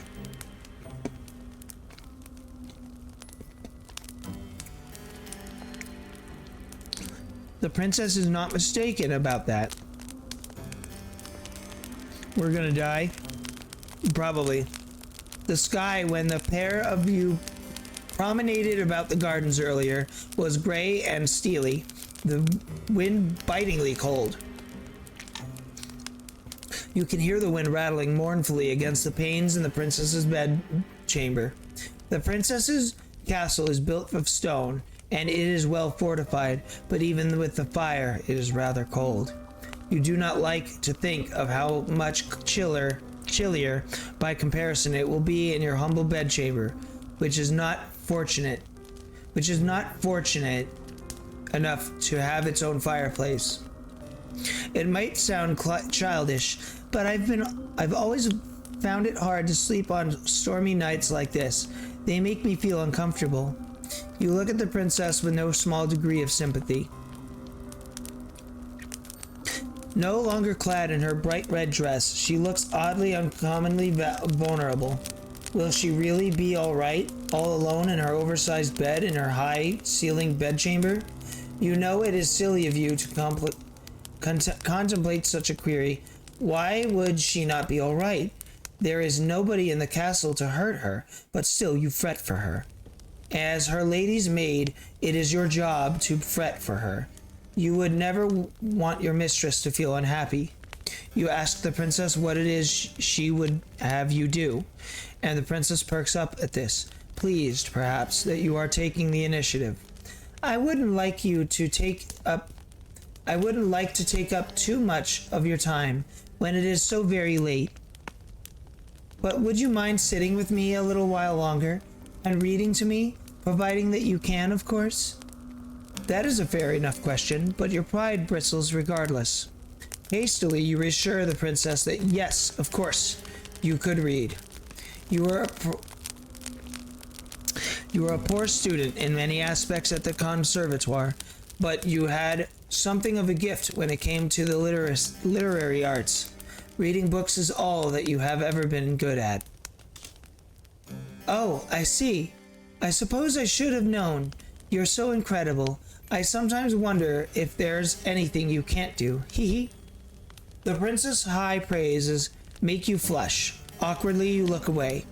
Being able to read, you reassure her it is not a great feat. Perhaps it isn't where you hail from, but it is here. Very few of my old servants could read, and they certainly couldn't read the books that I like. This piques your interest. Intrigued, you ask the princess what books exactly she likes. Cute little emojis. Well, I'm glad you asked. I'm fond of fairy tales, you see. Old ones from centuries past. Chat, you do not feel obliged to subscribe or throw bits in the chat, but I appreciate it. Money helps. The money helps, even if it's only half of whatever I make on Twitch. I'm not asking for your money. You can subscribe to me if you want. If you guys ever get ads, please tell me. I will pause. I'll pause the whole stream for you. Some people can't afford though. What is it? Like, I think Case said it was like $8 a month. I have a collection of them here, the princess says, indicating a book on her bedside table, as thick as a mortuary slab.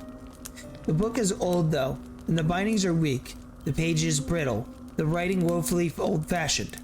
I didn't trust any of my past servants with that book, but I think you would do a good job breathing life into these old stories.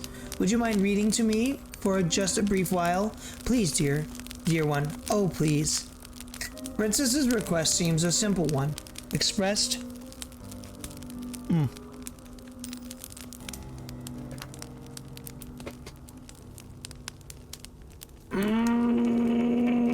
I gotta stretch. Expressed so sweetly, so much so you will see no reason to refuse her. You take a seat beside the princess upon her luxurious bed, which sinks beneath your weight. Then you must retrieve the leather-bound book which is resting upon her bedside table and spread it open. The pages of the book are very brittle, like the princess said, and the bindings of the book are loose. You can feel in the heft of the book's manifold pages the weight of the ages concealed within it. How old is this book? Perhaps it is as old as the castle in which it resides. It is with a quiet voice, hesitant at first, that you begin to read to the princess a tale of courtly love which culminates in a lavish wedding ceremony. All the while, as you read, the princess listens to you, enraptured, hanging, or so it seems, upon your every word. Once you reach the final phrase embossed upon the pages of this aged tome, and they lived happily ever after, the princess sighs as though this tale has touched her very soul. Would that there was a fuck writing is this? Would that there was a handsome prince to marry. Would that there was a handsome prince to marry me, she says somberly. Or better yet, a beautiful princess. At this point, I think I would even settle for a lowly scullery maid. You blush at this idle remark and mumble softly that this would not be proper. The storm outside is still squalling, and you have never been one to raise your voice. You did not expect, therefore, that the princess will overhear you, but she does. She observes you, her head resting against her pillows, and she says, "And what would be the problem with that, As my maid, shouldn't my happiness come before any silly ideas of prosperity?" "Well, of course," you reply, "but for a princess to marry a scullery maid..." "You're still hung up about that?" The princess titters. "Don't pay it too much heed. I'm just talking to myself." As if anything like that would ever happen when there is no priest around who would officiate it. You think there are any greater issues with the princess's plan than the lack of a priest, though... Frickin' Christ, I can't read today, man. Though she does not present a good point. The castle is an empty one. Even if the princess were to find somebody that she loves, there would be nobody to make such a wedding official. You cannot help but feel like you have avoided a good deal of nuisance. But, by the same token, do you not feel a touch disappointed? Well, never mind. That was a nice story, the princess says. But I'm not sleepy yet, and it's still storming outside. Won't you read one more? You would not mind, you reply, but it is getting late. You really ought to return to your own bed, your own chamber. I know, but can't you find it in your heart to read one story to me? Just one. You can choose a short one. I won't complain. You have found some doubts about that, but as before, you cannot resist the princess's demands. It is not, you think, because she is a princess, though that is, of course, a part of it, but because she is, well, radiant. You would not, you think, as you turn to the next story recounted in this aged compendium, want to upset her. You would rather cut off your own tongue. You read another story to the princess, which is of a similar vein to the last. Impossible adventures culminating at their close in a happy marriage. This tale delights the princess just as much as the tale you read prior, and she begs for another, then another. One bedroom story soon before it becomes 5, and then even then, when the candles which flicker on the princess's bedside are close to guttering out, the princess is not satisfied. With a grasping, greedy child, she has never heard of moderation. When she wants something, she seeks to glut herself with it. Her only request that of more. If she were less comely, perhaps her inability to adhere to the word of no would be seen as a character defect. The princess is very comely, however, and so when she makes her next request, you almost agree offhand without considering the ramifications. I think I could go to sleep now, but the storm is still raging.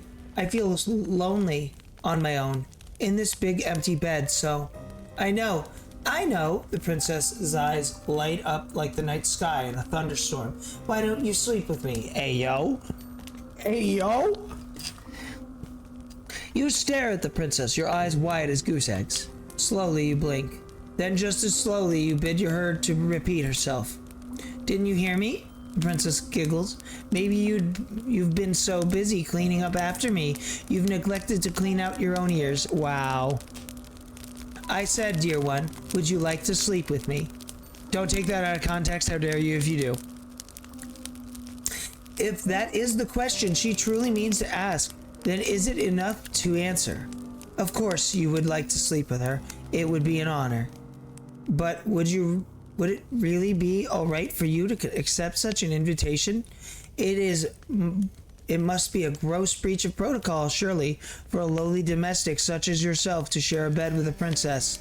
You sit upon the princess's bedside, fretting, while she observes with wide, beseeching eyes. She is waiting. Well, what's the matter, dear one? Why do you tarry so? Could it be? The princess's lower lip begins to tremble. Don't you want to lie with me after all? The sorrow present in the princess's voice and in her face mask makes you feel awfully guilty. Hurriedly, you console her. You tell her in no uncertain terms that if she truly wishes to partake in your company, then you have no qualms with it. Why would you? Well then, don't just stand there dilly-dallying, silly. Come and join me, come. And that is what you do, after returning briefly to your own chamber to change into your nightgown. Once dressed, you waste no time in returning to your impetuous princess's side. She was already lying in her glorious 4-post bed, awaiting your return as though you are a knight errant gone away to slay some wicked dragon. The princess giggles when she sees you. In your haste to change, you have made a hash of the buttons. She bids you to come closer. Let me fix that for you, silly. Oh no, you say. I couldn't possibly let you do that. I am but a servant after all. Should it not be your job to dress her? Maybe so, the princess says, but I don't mind a bit of role reversal. It makes things more fun, hee hee. You try a few more refutations, but in vain. The princess summarily discards all of them. Quite at the princess's mercy, she might be even more stubborn than you are. You capitulate to her demands. You let the princess unbutton the front of your nightdress and then rebutton them, so the fabric of your plain gown is drawn shut. Satisfied with her handiwork, she has very elegant hands. The princess draws back and pats the mattress beside her. Now come in. It must be horribly cold outside, but these sheets are warm. Coyly, the princess smiles. And so am I. I feel this is a trap. You feel warm yourself as you slide into the bed beside the princess. Your face is as red as the gown the princess so often wears, as red as the roses in the castle grounds. All the while your heart is fluttering. Does the princess know what an effect she is having on you? Surely she must. How could any woman be so blind? There, the princess exclaims, once your body is lying beside her. That is much better. Do you feel cozy now, dear one? You swallow, and with a shaky voice you reassure her. Yes, you are cozy. You are quite cozy indeed. Very good. The storm must be raging outside. Might be raging outside, but it can't get us here. I know. When I'm with you, I'll be safe. But it's strange, but the princess reaches out and then takes your hand in hers, twinning your fingers together like a chain. Is this a love story? Did I get... It said it was horror, but I don't see any horror. When I'm with you, I feel so very light. It's as though nothing in the world can hurt me.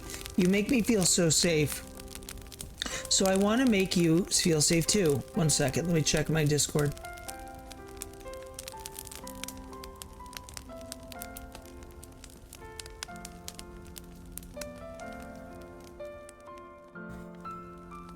Let me come to your stream or having a stroke.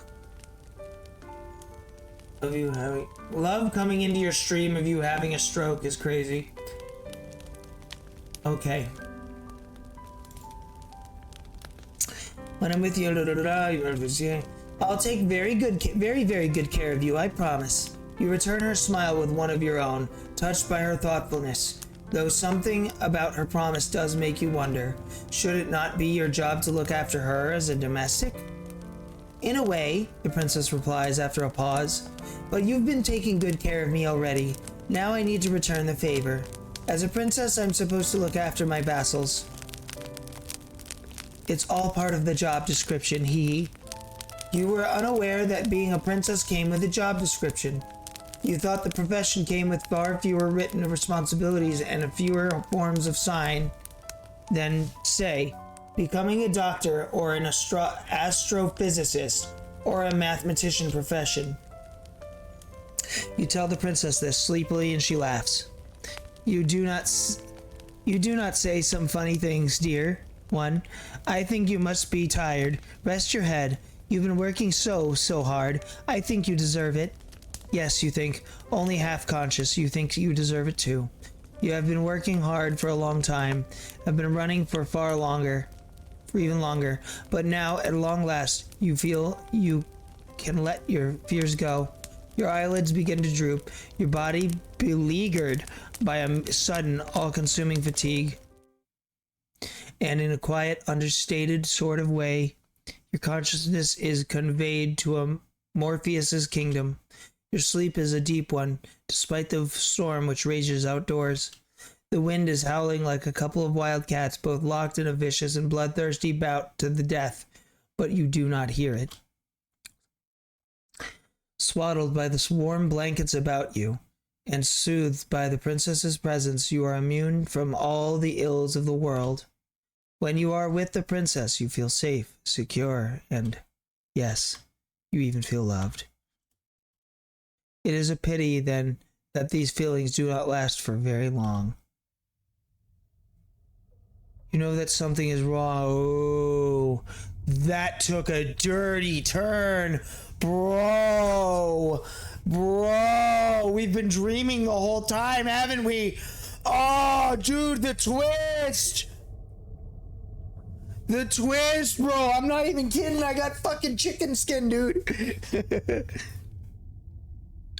You know that something is wrong, catastrophically so, the moment you open your eyes. Your thoughts are hopelessly jumbled, but you are certain that when you fell asleep, it was in a bed, a nice warm bed, no less beneath soft, comfortable sheets. You are not lying in a bed right now, though.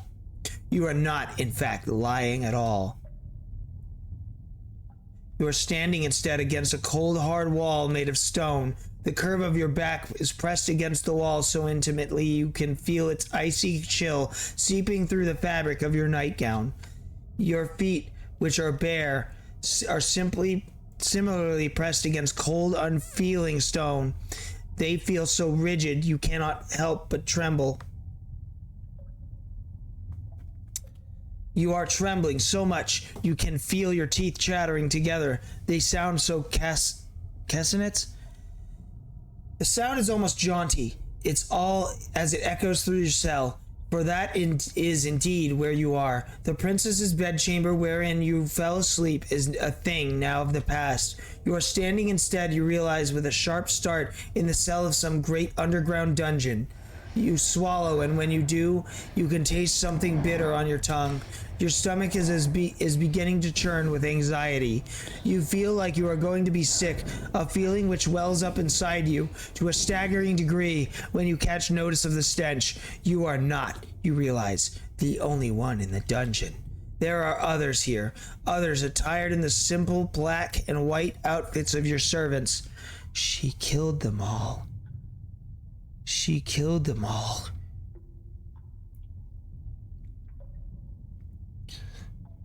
Of servants which look much like the dress that you once wore. The others who are with you, however, in this expansive cell, manacled to the walls, are in no fit state to speak to you, nor to tell you of their plights. They are all unfeeling, unseeing, unbreathing. They are all dead. You cannot approach those servants oh God. Oh my God, I'm getting goosebumps, bro. Check their pulses, for you yourself are restrained, but even if you could, there would be no point.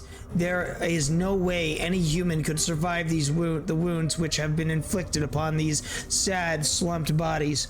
Over there, you see a woman slumped the front of her once white apron stained with blackish blood. There is a gaping wound in her stomach, one through which her entrails have half escaped in some sort of burgundy goop which might once have been pale pink. There is another woman slumped beside the first of a smaller stature. She is skinnier. Maybe she is not a woman after all, but an adolescent like yourself. She might even be younger. The girl's age or lack of did not preclude her attacker from inflicting upon her horrors. Alas, her body is even more mutilated than the first. Her body is peppered with even more wheals, and her face has been half smashed in. Oh my God. Only one eye remaining, staring fixedly at the wall opposite her in the ruined remains of what was once her skull. Over there you see a woman who is missing both her arms and her lower jaw. Over there you see another who is missing her entire lower half. Where have her legs gone? You have no idea. The injuries inflicted upon these bodies are ghastly, but their advanced decay is enough to turn your stomach. You know not how long these carcasses have been lying down here, but they have begun to putrefy. You fear a similar fate might befall you should you stay here. You need to escape. Fitfully, you struggle against the manacles which bind you, but alas, it is no use. You cannot free yourself from the walls. Your restraints are much too strong, and you are much too weak. Panic rises up in your throat, cold and icy, while terror seizes your heart, this too glacial. It is obvious that escape is impossible, but still you squirm and writhe like a rat caught in a firestorm. There is a little point to however your struggles. You succeed in nothing as you attempt to free yourself, save making the steel manacles dig into your abused wrists more sharply than ever. You grasp. That hurts. Well, you ought to have known that would not work. The very definition of insanity is, performing a set of action over and over again, hoping for a different response.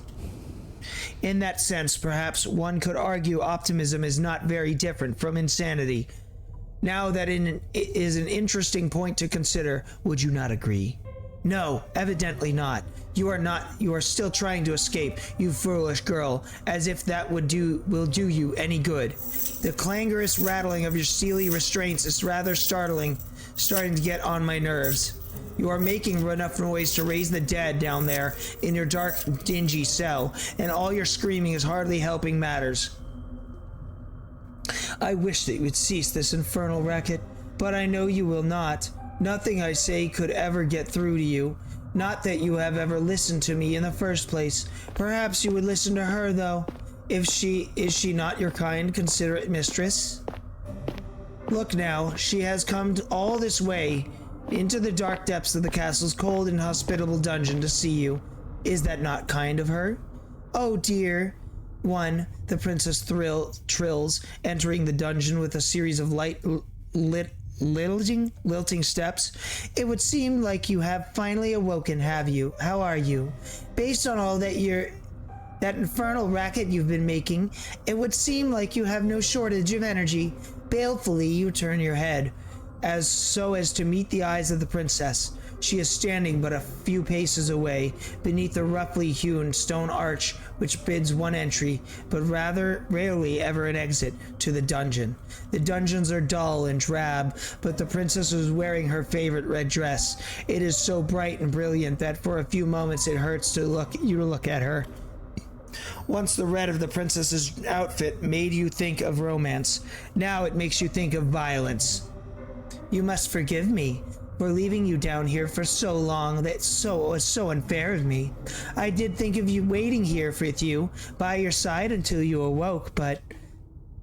Once again, the princess giggles, a light, airy giggle which does not at all suit the situation in which you have found yourself.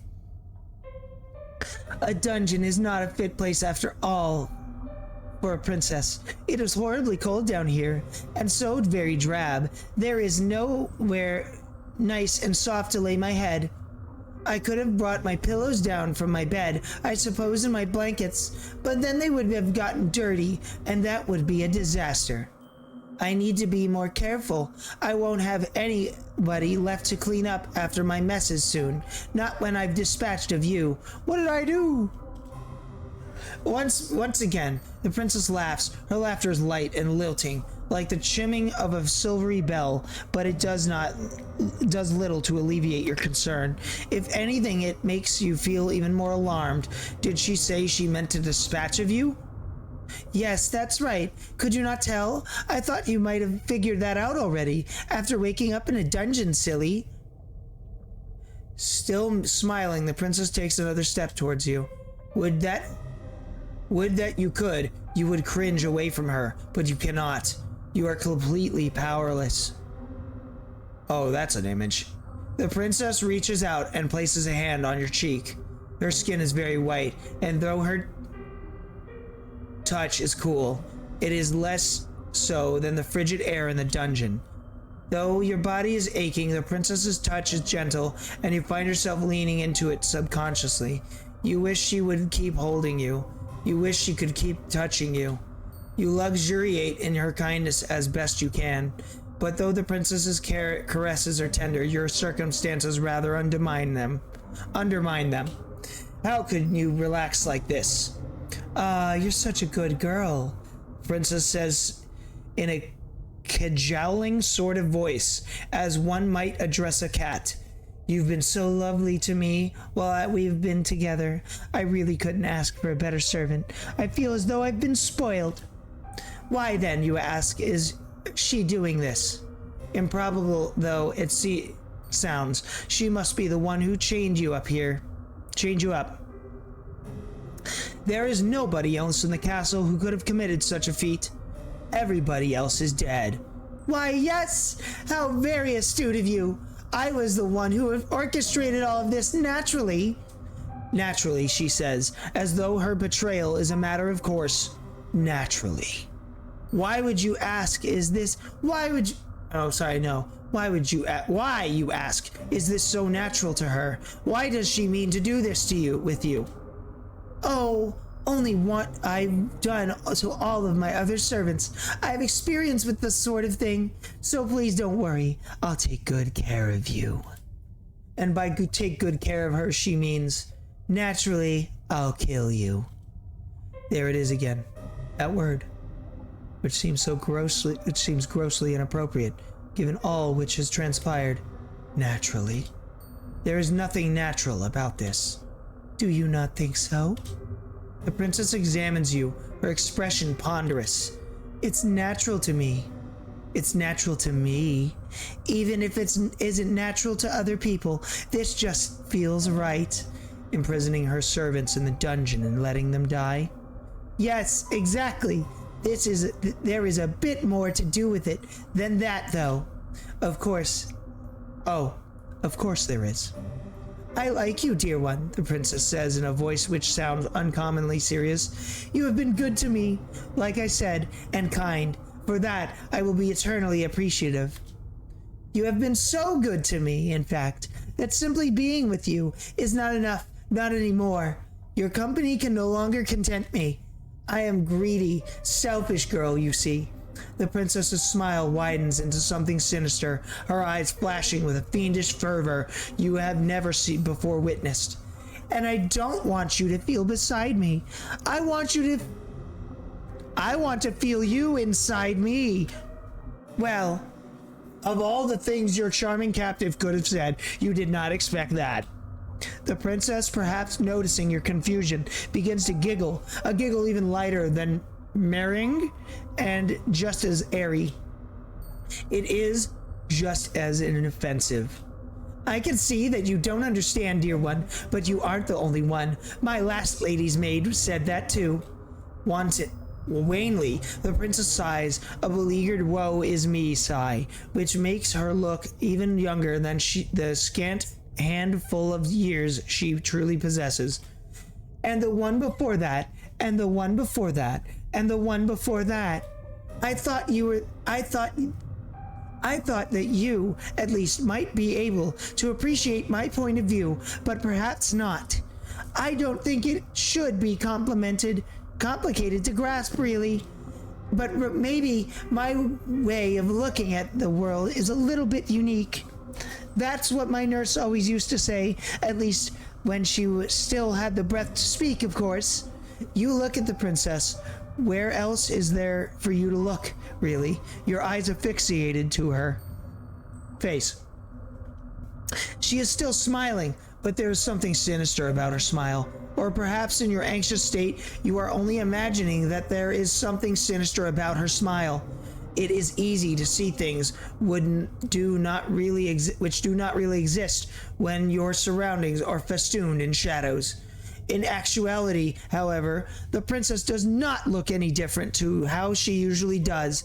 Neither is she acting any differently than to the way she usually acts. She has not changed. It is only your perspective to her that has changed. Tremulously, you ask the princess what she means, a question the princess is only too happy to answer. It's simple, really. Like I said, you were wondering, weren't you, why there weren't any guards or any servants in the castle when you first arrived here? The question had crossed your mind, yes? You are sure that the princess said her ministers sent them away, though? Was that a lie? I wasn't being wholly truthful, no.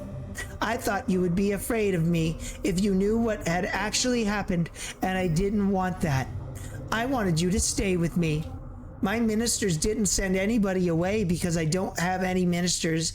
I dispatched of them too. Did she now? You suppose you ought not to be surprised, but you still shudder regardless. My ministers weren't very much fun, I'm afraid. They had a lot of ideas about what I should and shouldn't do about my parents after my parents died.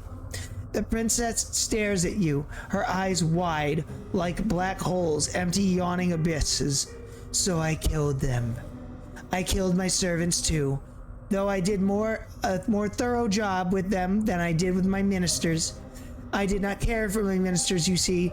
They were all fusty old men, but I did love my servants. I loved my lady maids, and my undermaids, and my scullery maids, and my housekeeper, and my cooks, and my large retinue of retainers. They were like my family. They raised me in my parents' absence, and I adored them. They were so dear to me that I had no real choice. I had to eat them.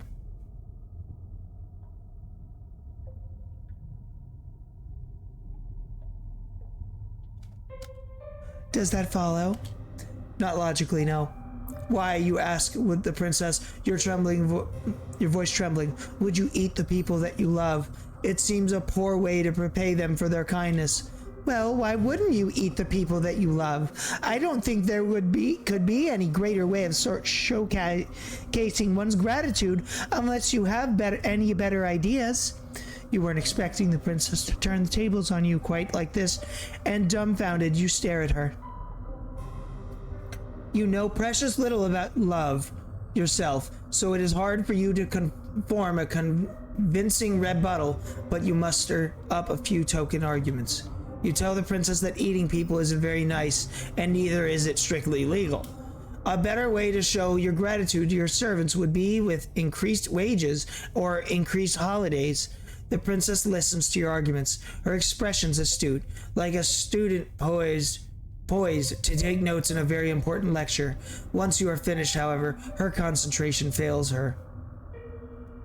Her shoulders begin to shake, but it is not with remorse for what she has done. Instead, she is laughing. Oh, dear one, that's very funny, but why should I care about the law? I'm a princess. One day I'll be the queen. I am the law. That is a good point. But would eating people not turn her subjects against her? What subjects? I'm no fool. You know, no matter how I might act, and I know what happens beyond the castle walls. I know all about the plague. Once I might have had a populace to govern, but they're all gone now. I'm a princess in nothing but name, only a monarch without any subjects. Don't you think that's sad? I know I do. It's so woefully lonely. If she feels lonely, then why has she been systematically slaughtering all of her domestics? It doesn't make a lick of sense. Perhaps not to you. Gently, the princess caresses your cheek. But I shouldn't judge you too harshly. As much as I like you, dear one, you are a commoner. Perhaps you can't understand the intricacies of my thoughts. Your psycho fucking thoughts? Yeah. Privately, you doubt that anybody would be able to understand the intricacies of the princess's thought process, largely because it is unreasonable. You do not say that, though. Instead, you ask her the only question you can think to ask, which, with your weary throat, which is sore from shouting. Why?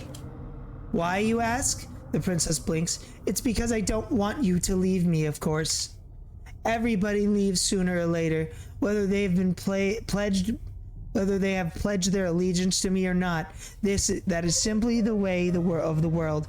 People are fickle and inconstant, even to me, a monarch. That is why I decided to eat my servants.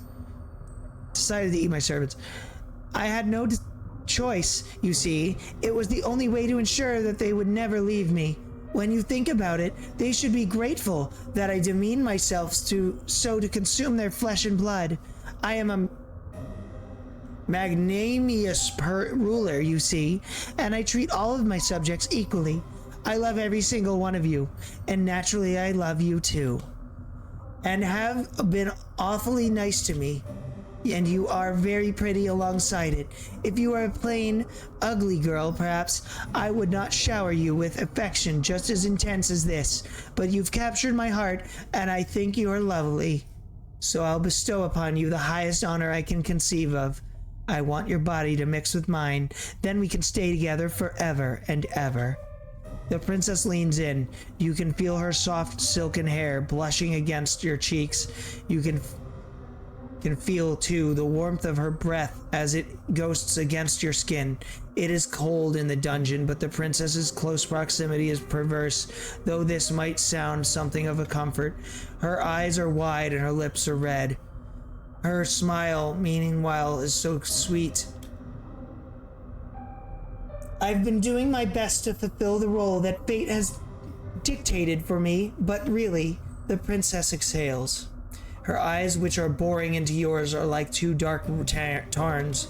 Finally, you think you can see, in the alarming lack of light, the lack of anything in the princess's gaze, some degree of humanity. It gets so lonely here. But this brief flicker of understanding which passes between the pair of you is soon cut short. The princess dips her head. She parts her lips, which are as red as the petals of a carnivorous flower. You feel the princess's breath against your neck. It is warm in the ice chill of the dungeons, and you shudder from it. For a few moments you think that this overture of the princess's could be romantic in a way, but this too comes to a swift, merciless close. Oh, dear God. Oh, dear God. The princess's mouth is on your neck. The princess's teeth, sharp as needles, are in your flesh. The princess is draining your blood.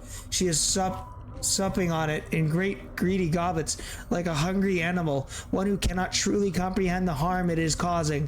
Even as the princess sups from you, her arms twinned around your... Sorry. Hold on.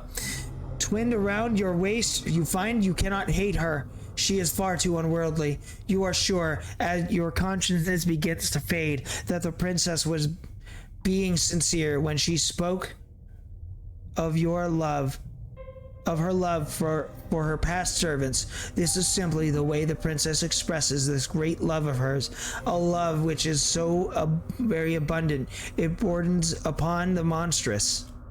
It is a love that you never thought that you would ever experience. This love of the princesses eclipses anything you have ever known before.